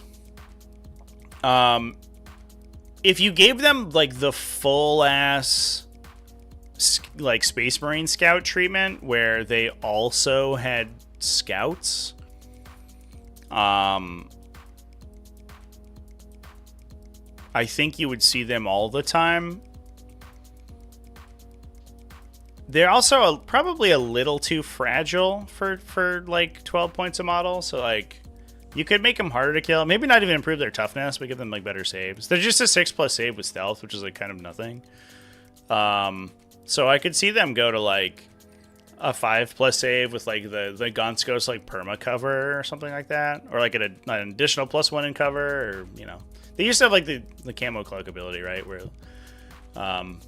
cover was +2 instead of +1, and you can get them to like pretty low save characteristics, which was pretty solid. But like honestly, just this like unit of infiltrators that shoot and scoot is just such a good profile already. If you make them significantly better, they're ubiquitous, right? They enter every list. Suddenly everything is a Ratling. I'll be perfectly honest, chat. I think that at least part of the reason they don't see as much play as like maybe they should is like a conceptual thing. I think a lot of people who are into guard are not into hobbits, and I have a sneaking suspicion that people don't. There are certainly a facet of the community that doesn't play that for that reason. If you're playing the Ura Army Men faction, like, do you want the little man? The little tiny, like, rotisserie chicken man in your army? I don't know. Maybe not. But, yeah, I do think that they're really good.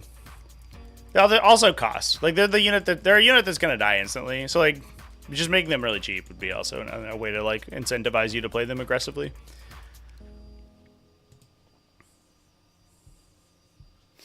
Gaunt's Ghosts overshadow them by so much, yeah. Yeah, I think, well, the big benefit that Ratling Snipers bring you, right, is that they're Gaunt's Ghosts, but with being less expensive than Gaunt's Ghosts, they can fulfill a similar purpose where they give you, like, pretty solid infiltrators without you having to get rid of your Gaunt's Ghosts, you know what I mean? So, like, I often find that if I'm only playing Gaunt's Ghosts, Gaunt's ghosts get killed, like they forward deploy very aggressively, and then your opponent just kills them all. And you're like, well, now I don't have my Gaunt's ghosts anymore. Whereas if you do it with Rattling snipers, obviously, like you can also still have your cake and eat it too. And I don't think you're ever like unhappy to have Rattling snipers in your list, because even in situations where they're not really contributing to the game, like from a scoring standpoint, they can just shoot 2 damage guns and then run away every turn.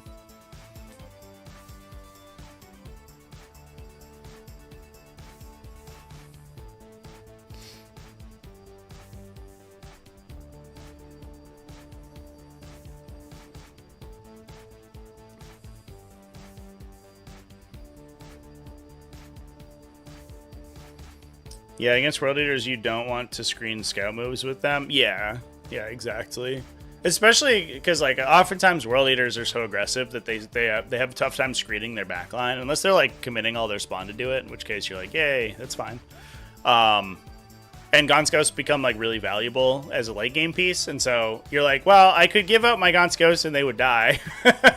And then I don't have them to score and also like be just a very useful piece like for the entire game. But I could just vaporize right now if 8 bound hit my line on turn 1. Whereas if you have 5 or 10 Rattling snipers, you're just like, here you go, guys. Whoop.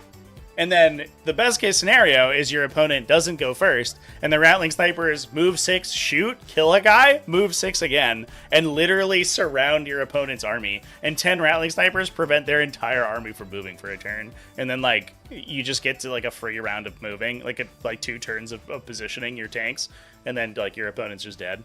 I don't know. I think. There's also probably a little bit of a problem in Astra Militarum right now in that like the army is very, it's contingent on like very expensive bricks of things. So like it's triple, or it's like 6 Bullgrin, or it's tanks, or it's like the Lord Solar brick, or it's multiple Sentinels stapled together. And it's tough to find points for the smaller individual units, which I think is also maybe a tough sell for the 60-point little guys. But I imagine if they went to 55 or 50, or if they got a pregame move, if they got a scout on top of Infiltrator, you would see them in every list.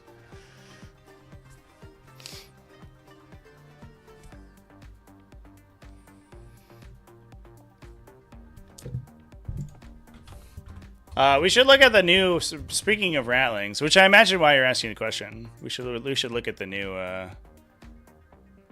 Ratling models. This was an unfortunate release day for Warhammer community, by the way, because their entire website died yesterday. it was like a error code 500 for everyone. But yeah, they got these new Rattling sniper models. They're so cool. They got a little rotisserie chicken and chicken pot pie in their ammo crate. Which they like snuck in, and they just love eating.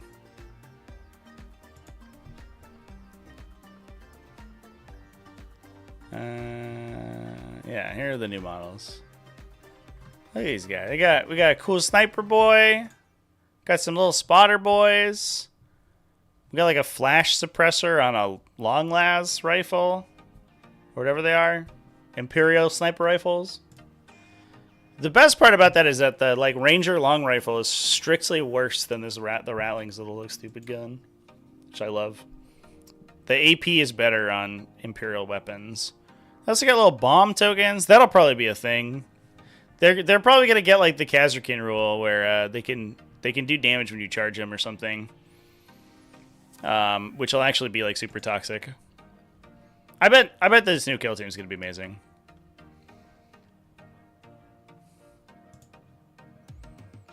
They got a dog now? Got a dog now. Tactical chicken biscuits. That's what we should call this show. What's the name of the Monday show? Tactical chicken biscuits. Ranger long rifle is so sad compared to all our snipers, yeah. Yep. Yep. Yeah, I think they pay the price. They pay the price for allowing like Illic Nightspear to attach. That guy should. I don't know. Is it controversial to say I don't think that he should have been an attachment? He should have just been like a sick independent sniper. Actually, I wish Amelin Shadowglaive.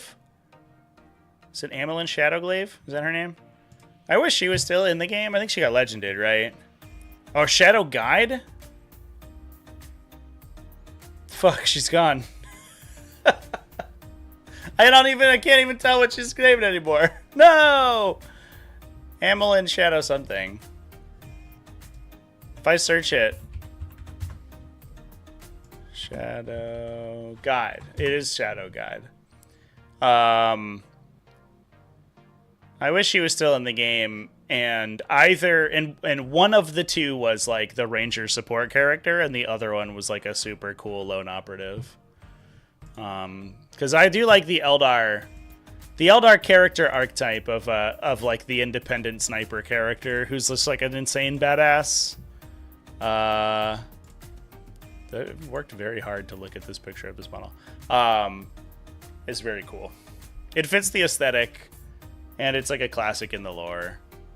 And it's fun to play. Maybe less so to play against, but I think Fate's Messenger Gestures are really rad. And you don't at me, I guess. Yeah, the always broken rifle character, yeah. There was that one where there was one picture in the list here where I think the rifle was just cropped out, but it looked like it was broken, and I just like assumed. That's what it was. I think it was this one. Yeah, it ends up turning into a like a ranger short rifle very quickly. The downside of being a board game character, I think, chat, is that you have much more restrictive posing thanks to the sprues, and so you get these kind of flat poses from them, which is, it's fine. Still a cool model. 5 out of 7 would play again. Fuegan has taken her place as the always broken rifle character. Do you mean always broken in that it's overpowered? Because if so, I agree. Melt to 6, dude.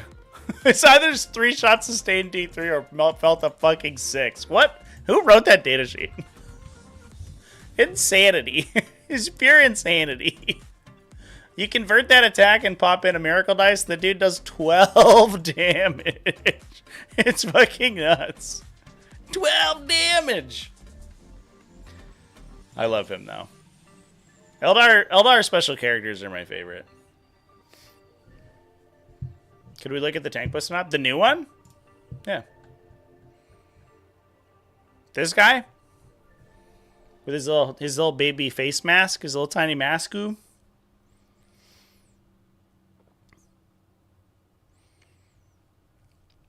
Here's the problem I have with all these models though, chat, is that none of them are actually shooting their guns. I've ranted about this in the past, but like make your gunner models like be shooting their fucking weapon. Like Amelin's got it up in the air. Illic Nightspear has it like down by his side, right? No, he's also got it up in the air. Fuegan's got it up in the air. The Death Jester's got it up in the air. They all just point him up in the air. TIL, every single Eldar like ranged weapon is just a ballistic missile. Like they fire them up and then they come down on you. None of them can actually shoot straight. Like Sergeant Harker, yeah. But like models, like games just look cooler when your guys are shooting at each other. Like why isn't this the Illic Nightspear pose? Like come on, that'd be sick. Get that guy up on his like cool plinth and he's like blam blam. That'd be cool. Then you could pose him in cool ways. You could have him poking through windows and stuff when you're playing the game. But instead, he's just got a stupid gun up, and he looks like he forgot where he is all the time. It's so dumb. It just never looks good on the table. But let me tell you about somebody who is shooting his gun at somebody. It's this fucking Chad over here. Look at this man. What an absolute man. This guy, he didn't even bring a gun. Don't have to look like you're shooting somebody if you just brought, like, some sort of breaching ram.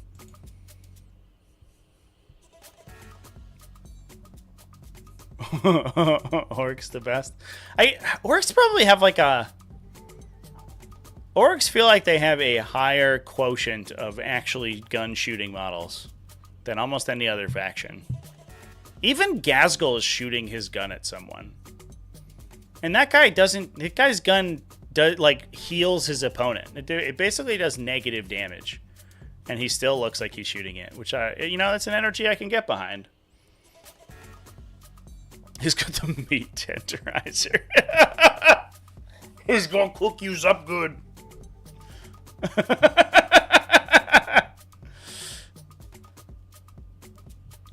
The Archon pose, where he's got, like, the sword down. It's like they've always... Oh, yeah. No, he's got his arms crossed. Yeah, he's trying to be like a... Like a Jedi or something. Yeah, I don't know. I don't love this pose. This guy's cool.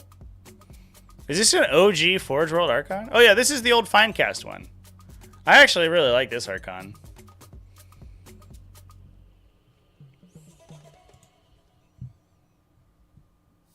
Can you still buy this kit? Oh, does the kit make both? Huh. That doesn't make sense. This looks like a model that's not included in the pictured kit. Because this is a plastic kit, right? Unless this is Finecast and I'm an idiot. Can't tell.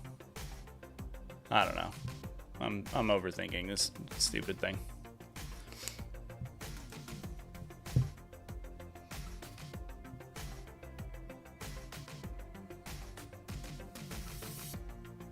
This is like a little bit of a repose. This is a little bit better. It looks like he's about to swing his sword at you.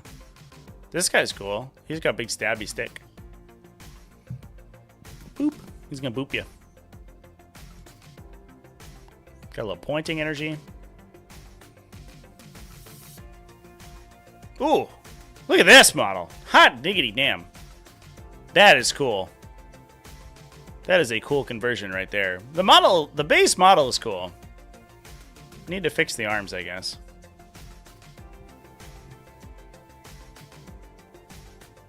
Smacking someone in the face with a rocket is in strength 10 AP2 D6 plus 1 damage. What are they right now?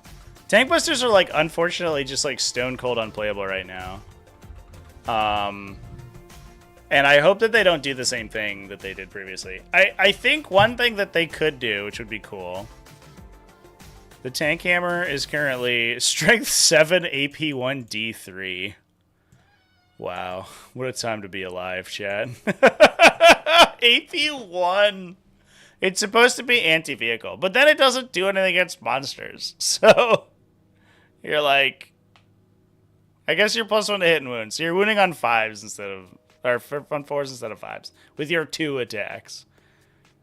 You're supposed to be like getting D3 devastating wounds in, but it's too unreliable. But the problem is that they have this unit that's like, hey, we have a bunch of rocket launchers that are +1 to hit and wound. And you're like, okay, cool. And also, half of the unit is equipped with melee weapons, and you're like, excuse me, but we're a rocket launcher unit, and they're like, nah, you got melee weapons now, and I hope they don't do that with this datasheet once they re-release the datasheet. My hope is that you'll have 2 options, or you'll have like 3 options, where you can either bring the rocket guys, the melee guys, or like you bring 10 and you get both, right? Where you're like, for every 5 models, one can either have a hammer or a big rocket. Or a different hammer, or a little rocket. And, like, I don't know. Maybe you have to pick both if you take the full brick or whatever. But for the smaller unit, like, you should be able to just get rocket guys.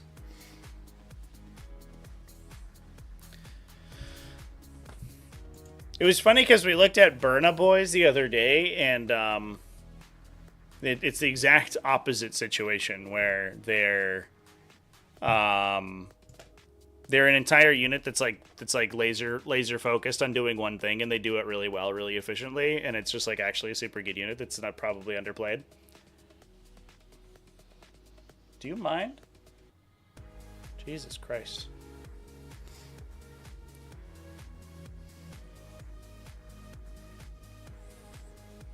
They said you could go full melee or full ranged. Oh, cool. All right. Well, that's much better then.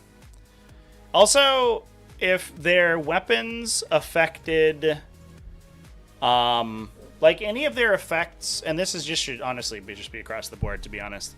Any of their effects that hit monsters or vehicles, or any of their effects that hit vehicles should also hit monsters. You're just artificially reducing their playability if you have like anti-vehicle devastating on like a really bad weapon. If it was anti-vehicle, anti-monster, suddenly it's good in every situation in which your opponent is taking heavily armored stuff.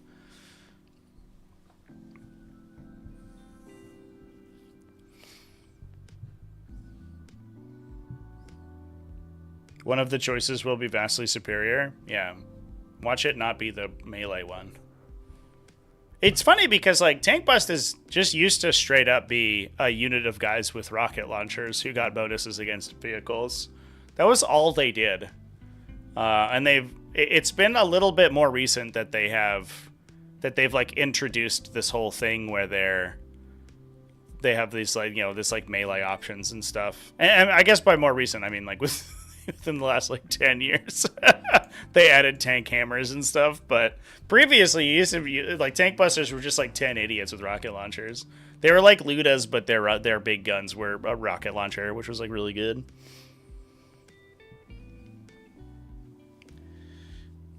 Range is so scarce, yeah. Good ranged attacks is like definitely in high demand. And honestly, like if they're a unit that is capable of putting out like legitimate ranged damage, even in conjunction with like vehicles and stuff. Here comes his cattail. Oh, nice. Then it gives orcs a lot more of a well-rounded game plan, because right now they're like literally the only damage, and traditionally too, literally the only damage from the orc faction has been melee attacks, and giving them more opportunities to do range damage would be huge. You have things to say to chat, Inky? What are you doing? Yeah?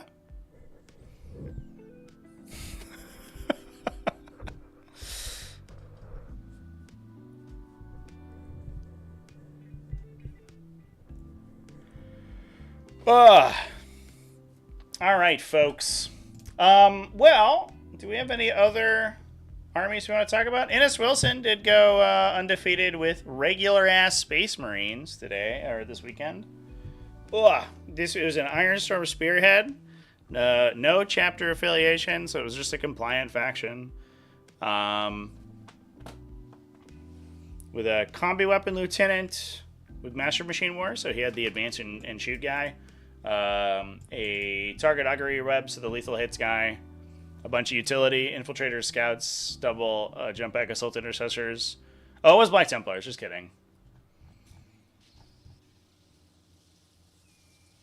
He did not self-report as Black Templars, but I guess it was an F2. Well, that's less exciting then if it was just a Black Templars Ironstorm. Dang! Yeah, it was a double Lancer. Was this triple Reaper? Oh, excuse me. Yeah, triple Reaper, a Storm Raven, and 2 Vindicators. Kind of interesting. No Adept of the Omnissiah to sit with the Storm Raven. But that's pretty cool. That's a cool list. Cool to see some non-Dark Angel Space Marines do well. Also have these Imperial Knights over here. Michael Clark, undefeated with Imperial Knights. Ooh, a little chilly. Like a Canis Rex, a Cerastus Lancer, triple Helverins, quadruple Warglaves, in fact, and a Calidus Assassin. So 2 bigs and 7 smalls. And we have the Helverins for like sort of the backline shooting battery with the +1 strength and AP strat, so they can push those autocannons to big numbers and do like actually serious damage. Big benefit of bringing the long range guns in Imperial Knights versus Chaos Knights. Chaos Knights don't have the same. They have just sustained hits, which is less good on War Dog Executioners.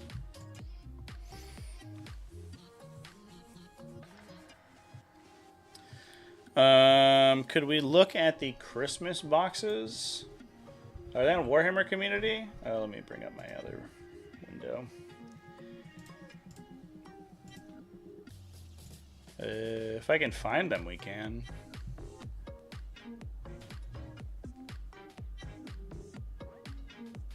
Is it these ones? Is it? Oh yeah, Christmas Battleforces.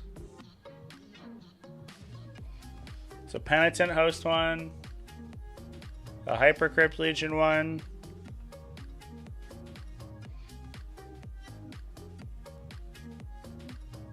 weird to put Void Dragon in a Hypercrypt Legion themes thing where you just nerfed the interaction between Catan shards and the detachment ability, but okay. A Retail Cadre with no Crisis themes in it. Just Ghost Keel Riptide. It's like 4 models. How many dollar bills are these? Inner Circle Task Force. This is actually like kind of nuts value. I guess Lionel Johnson is less exciting. But 10 Deathwing Knights, 6 Inner Circle Companions, extremely playable. Until next week, and then it gets like thrown into the sun.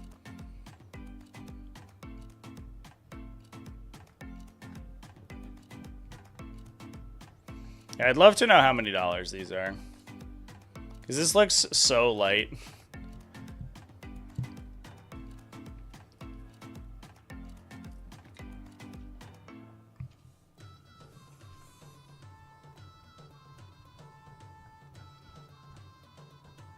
I'm actually a really bad gauge of value because I always forget how expensive each of these individual models are. I can't find a... I guess, is it on Games Workshop?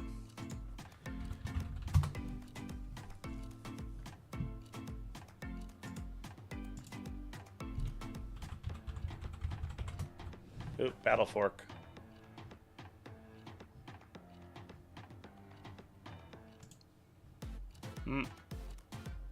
Can't find him, chat.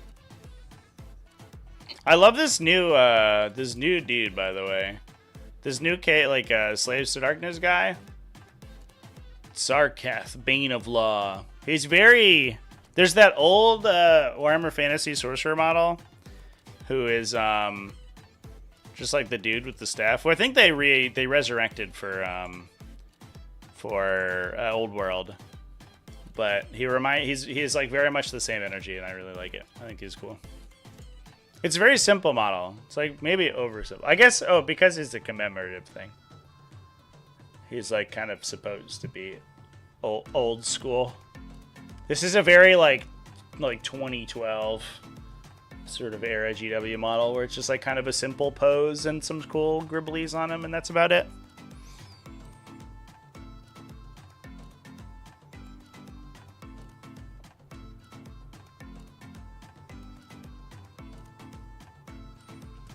All of the battle forces are 220. Oh, that is good value then.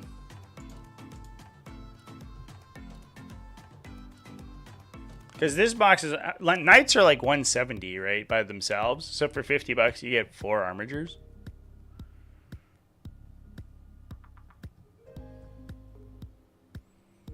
And this one, you basically like get the Ghost Kill for free, I guess. This one feels a little light, but I think that's because the models independently are very small. Like 1 Necron Warrior unit, 2 boxes of Lich Guard, and 2 characters. And you're like, okay. But the Void Dragon's like $100 or something for no reason. Like 140 or whatever.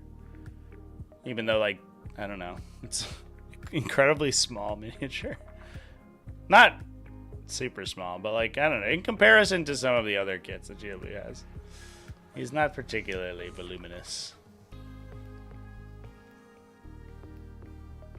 And this one you get 2 rhinos, which is already kind of pretty good. They do look good, for sure. Who doesn't want Triarch Praetorians? Well, you can just build them as Lich Guard, right? It's just the kit. Yeah, it's 10 Lich Guard, which can also be built as Triarch Praetorians. Although we talked about, there was some play from Triarch Praetorians more recently, where they were just like a rapid ingress threat that could actually do some like significant damage, because they're relatively fast and good both at shooting and melee. So like 10 of them just like rock in and then like burst a flank down, basically. It was actually not the worst unit ever. I was surprised at when they were seeing play at how much I liked the idea of Triarch Praetorians. Yeah, it's the same kit, yeah. Which is, it's always been kind of a cop-out, like, they're the Triarch guys, but they're just Lich Guard. Literally just Lich Guard. There's no difference. They have the little jetpack instead of the funny hat, and that's, like, literally the only difference. But that was all, that was like 5th edition GW through and through. Let's find a way to make every kit build as many different unit options as, like, to build like 2 or 3 different like unit options with very few like cosmetic changes, or functional changes, only cosmetic changes. Yeah,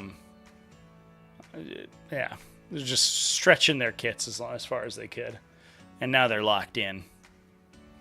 But a real Chad uses the old Pariah model. Who remembers like OG Necron Pariahs?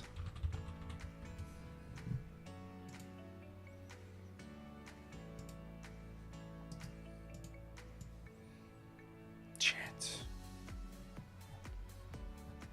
Look at these fucking things. Glorious. The most glorious miniature. Oh, now I can't see it. Oh. Thanks, fandom. Thanks, Warhammer 40k fandom. You're the best. Fandom.com definitely isn't a fucking nightmare. Glorious. Just use those as your Triarch Praetorians, chat.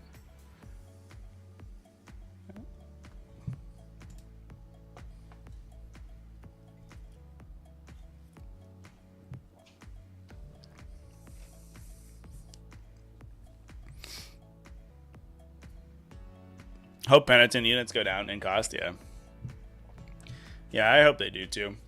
I just want to see something other than the stupid fucking Bringers of the Flame list that's the same in every single list. It's so obnoxious, and it's like so clearly based on undercosted data sheets. Just spam 9 identical, like 9 data sheets. Triple Immolator, triple Castigator, triple Dominion, and the same characters in every one. And then, like, tell your opponent how they're definitely not undercosted. Like, okay. The units that you take maximum field allowance on are definitely totally fine, sure. But, yeah, they need something to replace it with. So I would love to see Penitents and Repentance go down. Some of the Penitent engine units are pretty good, but they're all, like, weapon skill 4 for no reason, which is a little bit bizarre. Had a 10-man unit for Ayas back in the day. Incredible. What a weird... I actually never really liked them. Because they're like... It's just like... I don't know. It felt like it was too much of a stretch. And I guess I was like... I guess it was... Like, Necrons were sort of a Lovecraftian threat in OG Warhammer lore. Like, you couldn't really understand them. And I think they probably had it, like, I don't know, they had a little bit more of like a Reaper from Mass Effect vibe. Where they were like incorporating all these different like species into their like weird robot empire. And Pariahs were like the human Necron offspring. But I don't know. It was very strange. I was like, you already have Necrons. How come we have the human Necrons? It's a little weird.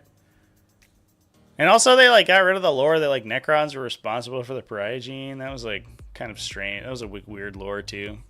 I don't know. It felt like too much of a stretch. Also, the back of their war scythe is just a regular axe. That definitely was copy pasted because these were old like hand sculpted miniatures back in this era.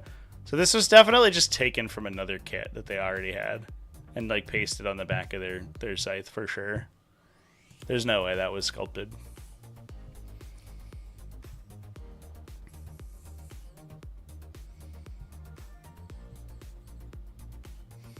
No one had the audacity to tell you that their Bringers of Flameless is fine and not undercosted.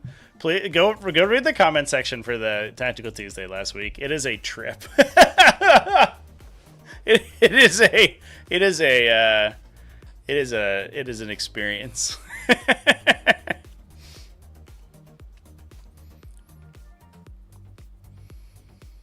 Will they finally give the Lion Deathwing and Ravenwing? Yeah, it's like I understand why they wouldn't give him the keyword from a lore standpoint, right? Because he's like he is like sort of explicitly not part of the normal chapter organization, so it wouldn't really make sense for him to get them. But from a game design, like from a game standpoint, it's just weird whenever they introduce a like a character model that like doesn't interface with any of the faction stuff.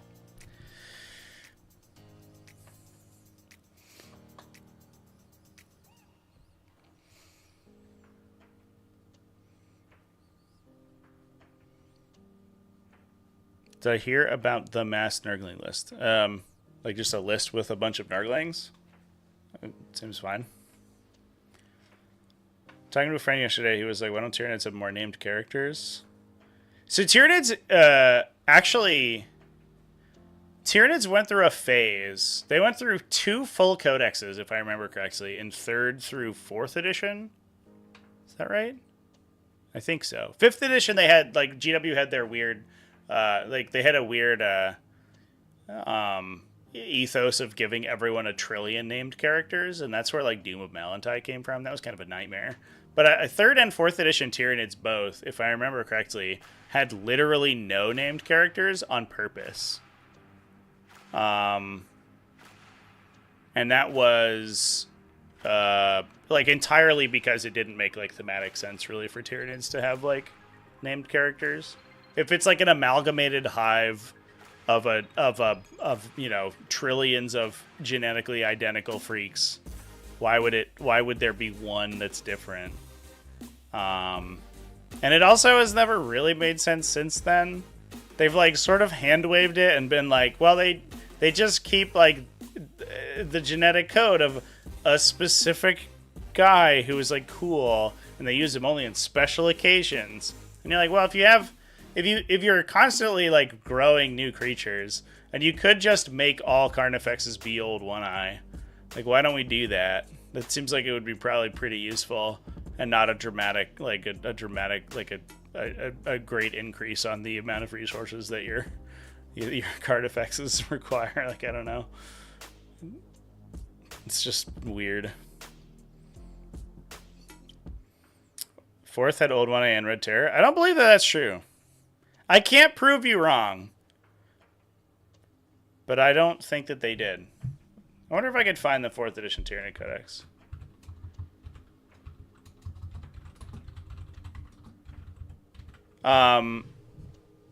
That was when they released all the plastic models, and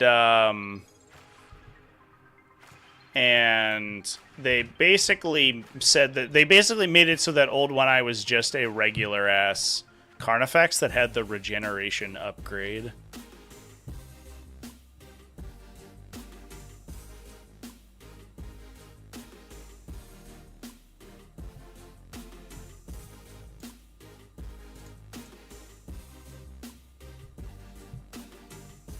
Oh, I think I found one, chat.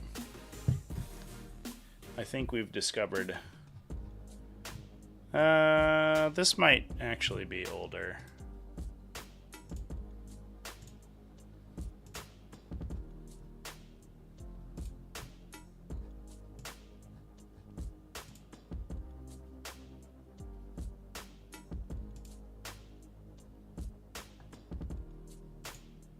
Yeah, I think I found like a 3rd edition codex.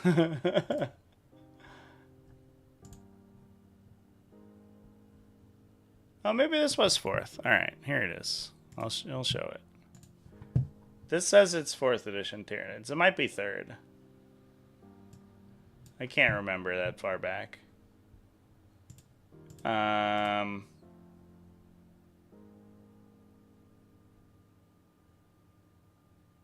But yeah, they had Hive Tyrants, Lictors, Warriors, Genestealers, Termagants, Rippers, Hormigons, Raveners, Gargoyles, Carnifexes, Zoanthropes.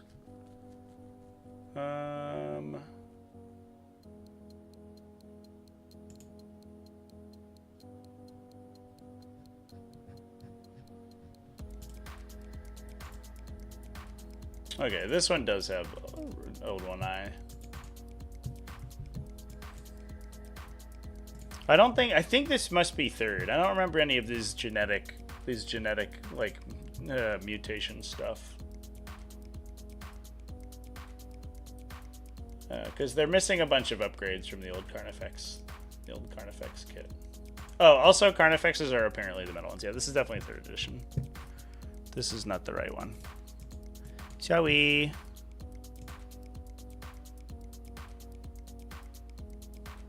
Blast from the past here. I never played with this codex, but when I was a little baby boy, I played with the 4th edition codex, and that was like the greatest codex ever made.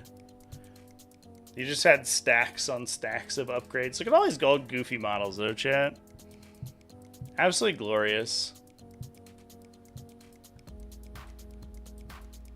It's funny, like, so this is like the ancient Hive Tyrant. They got so overshadowed by the more recent Hive Tyrants that these now get used as warriors. These are now like warrior primes. Like you use this as a Tyranid prime now. They're on a little 40 mil base. They're so small. I'm trying to download this 4th edition codex. I can't find it.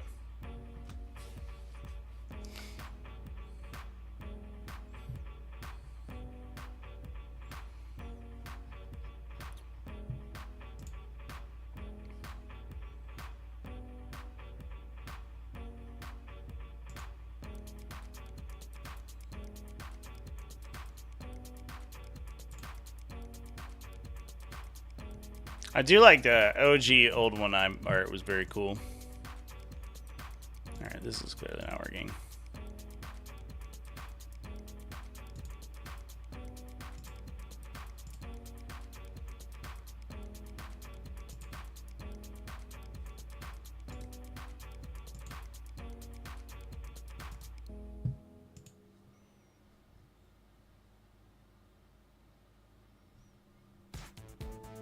Alright, I'm tired. I'm not gonna look it up. You can, I bet money that Old One Eye and Red Terror did not exist in 4th edition, though. To my knowledge, that's how they worked.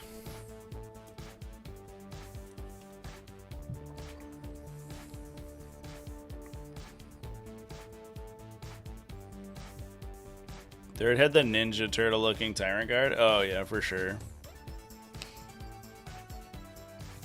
I actually, maybe it's a hot take, but I don't have any nostalgia for... God, look at these Tyranid Warriors, though. Fuck yeah, dude. These are the Tyrant Guard. These Tyrant Guard are so bad. They look so terrible. Ugh. Yuck. Why are they barnacles? Like, what's up with that?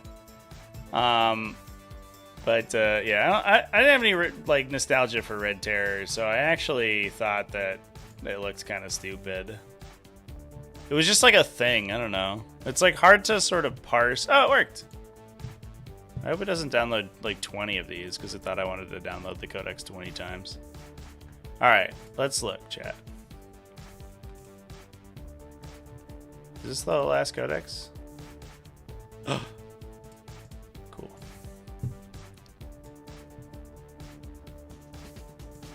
I had like examples. Oh, this is like jumbled, I think. Dang it. This might not work. Yeah. Are these in order? No. The order is like reversed. I think it might literally be reversed. Oh, it is. Yeah, the bottom is the first page. Okay. All right. Let's bask for a moment in the glory of the 4th edition Tyranid Codex. Look at this fucking datasheet, chat. You had a top line profile, and then all this shit would modify your stats. Crazy. So you could buy the bare bones Hive Tyrant for like, they were like 120 points or something with nothing. They didn't even have an invulnerable save. Just a bare bones ass Hive Tyrant, big stupid idiot who doesn't know any psychic powers. And then you could pay 1 billion points to just make him incredible at everything. Oh, he's got wings. He's got fucking toxin sacks. He's got +1 ballistic skill, +1 weapon skill, +1 initiative. Go to initiative 7. Why not? You know? Fuck it. My Hive Tyrant costs 300 points, but he's the most godlike Doom beast ever. And that included their weapons. Like their weapons also modified their stance too. Like Scything Talons were just additional attacks. Like it wasn't a different weapon profile. It just gave you plus attacks. The more Scything Talons you had. Super sick. See the Hive Tyrant, the Tyrant Guard, the sick Tyrant Guard, like little turtle boy thing design, which were actually I think still kind of bad because you always just took wings on your Hive Tyrant and you like then couldn't attach Tyrant Guard to him, but it is what it is. Tyrant Guard have kind of always been just like not a good unit. I think 8th edition or 9th edition found a way finally, but it didn't last long enough. Broodlords were brand new, and the Broodlord model that came out that edition was super sick. He's like a big roided out, like punchy guy, and they were so good you could only take one of them. But they could also, you would buy a Broodlord for 70 points, and then you would also be required to add Genestealers to him. Genestealers were like an upgrade to the Broodlord. Then you had Warriors, which were fine. Mostly unplayed, though. You could only have one Lictor for whatever reason. I don't think they were that good. They were really bad. Genestealers. Yamgarl Genestealers got a datasheet in 5th edition, but they were just Genestealers with that loadout. Gaunts. Hormagaunts. Rippers. You can do +1 weapon skill Hormagaunts so that they hit on 3s. Or actually, they didn't really hit on 3s. They mostly hit on 4s against Space Marines, because that's how weapon skill worked previously. Or they would hit on 3s against Space Marines once they went to weapon skill 5. Yeah, that's what it was. As long as you were a higher weapon skill than your target, you hit on 3s. Which is why that was a relevant upgrade for a point per model. But they were also fleet of foot, I think, was their deal. Or they were beasts, so they could advance and charge, I believe was the thing. Raveners, Garglers, which were super trash. They weren't troops. They were fast attack. They were unplayable. Zoanthropes and Biovores. The little old Biovore, old squat little Biovore boy. And then the Carnifex. Look at this fucking insane list of upgrades you could put on a Carnifex. Absolutely wild. And that was it. That was every single profile in the Codex. There were no other profiles. There were, in fact, no special characters in this Codex, chat. And I will take my moral victory. But also, this is the greatest Codex ever written. I think it was also unspeakably broken. Carnifex has had a rule, I think it's in here, where if you were less than 115 points, you could be taken in elites. You only had up to 3 heavy support choices in a normal game.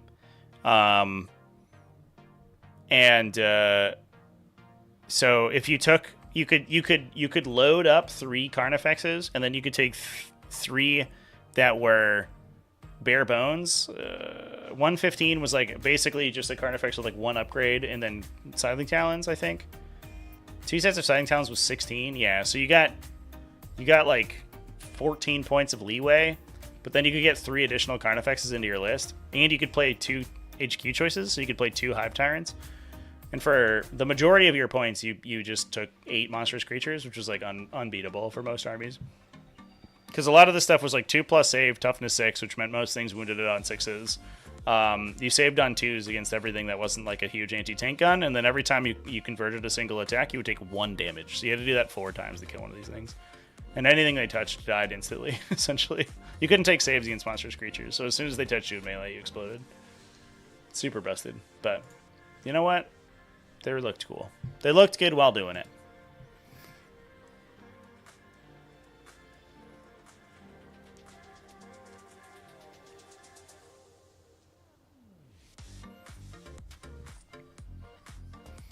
Wish they went back to this. Actually, I'm glad we kind of got rid of this. I think like it was kind of impossible to balance in my opinion. And it's like it's too difficult to keep track of. I like it, I think, looking back on it, but I do wish that their internal weapon balance was better. Like, I don't know.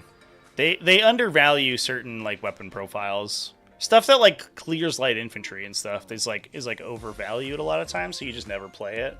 And that just makes all builds basically ubiquitous. Like all unit builds, but I think that they could do better to you know, repair that. And to be honest, I think that like data sheet what was I lost my word. I think that like data sheet like variability is more important than war gear choices. Like I don't really care if your guy comes with a power sword or or like a power fist as much as I care whether or not you're playing a bunch of that one guy or a couple of that guy and a bunch of something else, if that makes sense.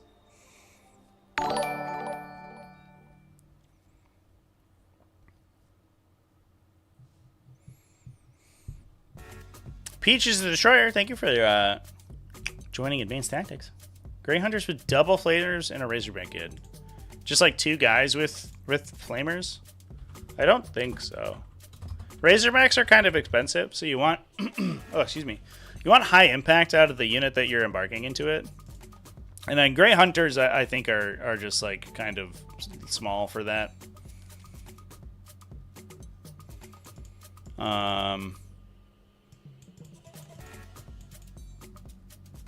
So like you could do plasmas, maybe.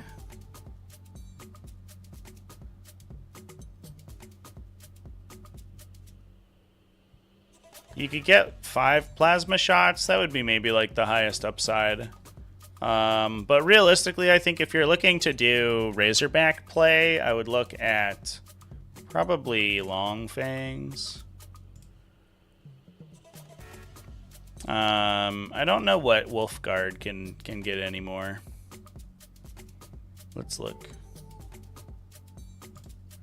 So like Long Fangs, the big bonus that they have is they have the capacity to take 5 heavy weapon guys. So you can have like a plasma gun and a bunch of multi-meltas, like 5 multi-meltas. And then with fire support and Oza moment, you can get full hit and wound rerolls out of them. And that's kind of what I would be trying to do. And then the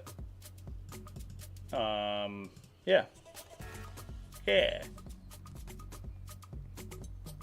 And if you play it in Firestorm Spearhead, it goes kind of, or Firestorm Assault Force, excuse me, it goes kind of crazy.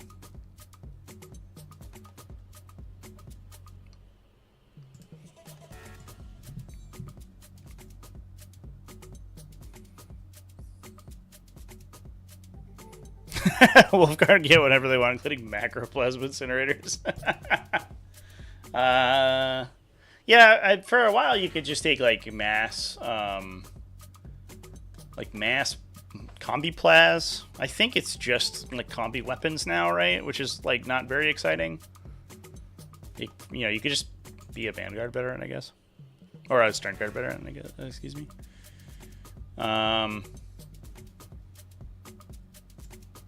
Any number of models. They have an heirloom weapon, and they can take a combi weapon or a plasma pistol, which is not very that exciting.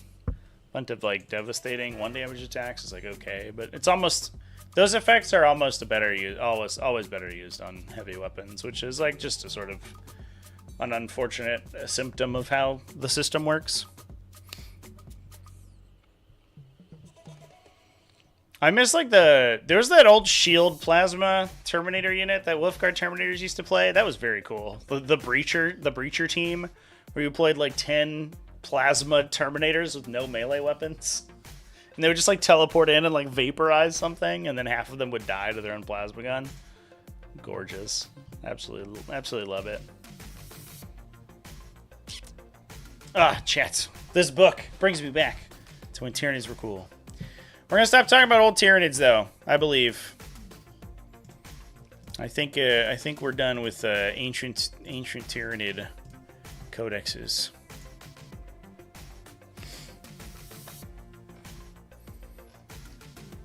I like the 9th edition version with 2 profiles. Yeah, I think. Yeah, there are better ways to do it. I like that now it's a condensed like variety. I kind of wish they weren't anti-infantry. That doesn't really make sense to me. Or maybe they should have split it and they had an anti-infantry and an anti-vehicle version. If they were anti-monster, like anti-vehicle 5 or something, and they just like devastated on 5s or something, I think that would be much better. And that's basically how they always played, because you would take combi plasma or combi melta, and you would like shoot vehicles with them. You never took like it was like that or a combi flamer, but combi flamer was like really only ever in one place, so it was kind of strange that they just made it like an enhanced anti-infantry weapon. It's like a bolter with upside against infantry, and you're like, okay, well, that's weird. But what it should have been is a bolter with upside against vehicles, which is the thing that bolters are already bad at killing.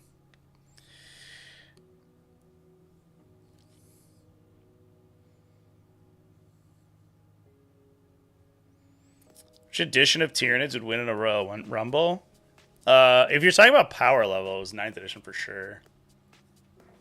I mean, there's a lot of Tyranids I didn't play. Apparently, there was like a early 8th edition build where you took like 9 Hive Tyrants. I don't know anything about that. Yeah, I think 9th edition was like by far and away just like the straight up the strongest in terms of raw power, especially pre-nerf. On release, it was like literally the stupidest thing ever. But even like once you boiled it down, it got pretty good. The Leviathan lists were had a lot of just like raw power in them. 8th edition like Leviathan supplement was probably like the classiest though. Not Crusher Stampede. Crusher Stampede was a little stupid, but like Levy supplement was just like a ton of like weird synergies that you could like stack on top of each other.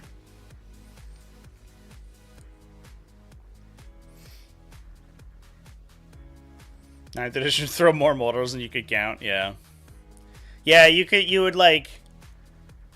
Everyone took 1 Zoanthrope unit, but once you started taking 2 or 3 Zoanthrope units, you realize like how kind of silly that faction was. You'd be like, all right, well, I'm gonna activate my Maliceptor and like plow you for 9 mortal wounds, and then these guys are gonna smite at +3 for D3 +3, and these guys are gonna smite at +3 for D3 +3, and these guys are gonna smite at +3 for D6 +3, and suddenly like whatever was in front of their army would take like 22 mortal wounds and explode.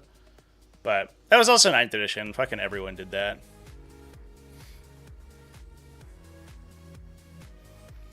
Personal favorite was Hiveguard spam. I liked Hiveguard spam because it was good. I don't think I liked playing it though. Like the double or triple Hiveguard lists were like just so mind-numbing to play.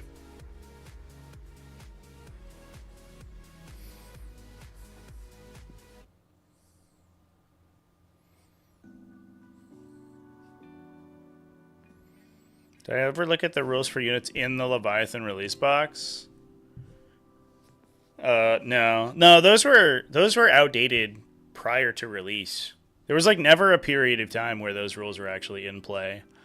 That was also where like they were like weird. There were a bunch of weird Tyranid rules in there too. It's like all the rules were weird.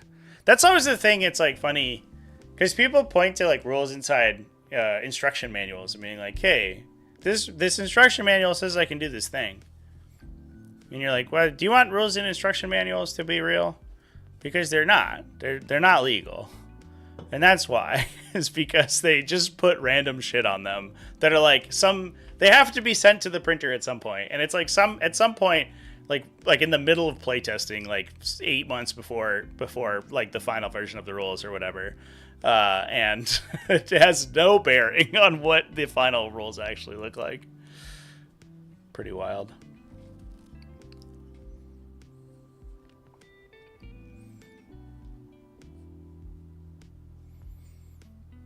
Combi Flamer is anti-infantry, Plasma is anti-monster, Melta was anti-vehicle. I think I would prefer them like to be more consistent. Like it is like it does get weird when you're just like one of these is anti-monster, and in the one situation where Azrael fights a greater demon, it's going to be amazing, and in every other situation it's trash, and you're like, okay, great, glad we're doing this thing. Just pick one. Make it anti-monster, anti-vehicle for 1 damage. Call it a day. All right, chat. Well, we're just shooting the shit right now. But this has been a trip down memory lane. Talking about old school 4th edition Tyranid codexes were pretty cool. Now I have a copy of the 4th edition Tyranid codex on my hard drive. I can look back at it anytime I want to remember the last time Carnifexes were good. Except for that brief shining moment where you could play Screamer Killers in 9th edition and it wasn't a disaster. So that's good. That's an upside. Otherwise, I'll be live tomorrow with Tactical Tuesday. In addition, I'm going to be live this weekend with the Battle for Salvation GT. I'm going to be getting an event up on the YouTube for that momentarily later this week, probably tomorrow. So you can get yourself notified when that goes live. We're going to stream 5 rounds of Warhammer 40k starting on Saturday. So please come hang out with me for that. I'm going to be traveling down on Friday in order to set up on the live stream over there. But otherwise, yeah. Thanks everyone for chilling with me, and I will see you in the next one. Cheers, everybody.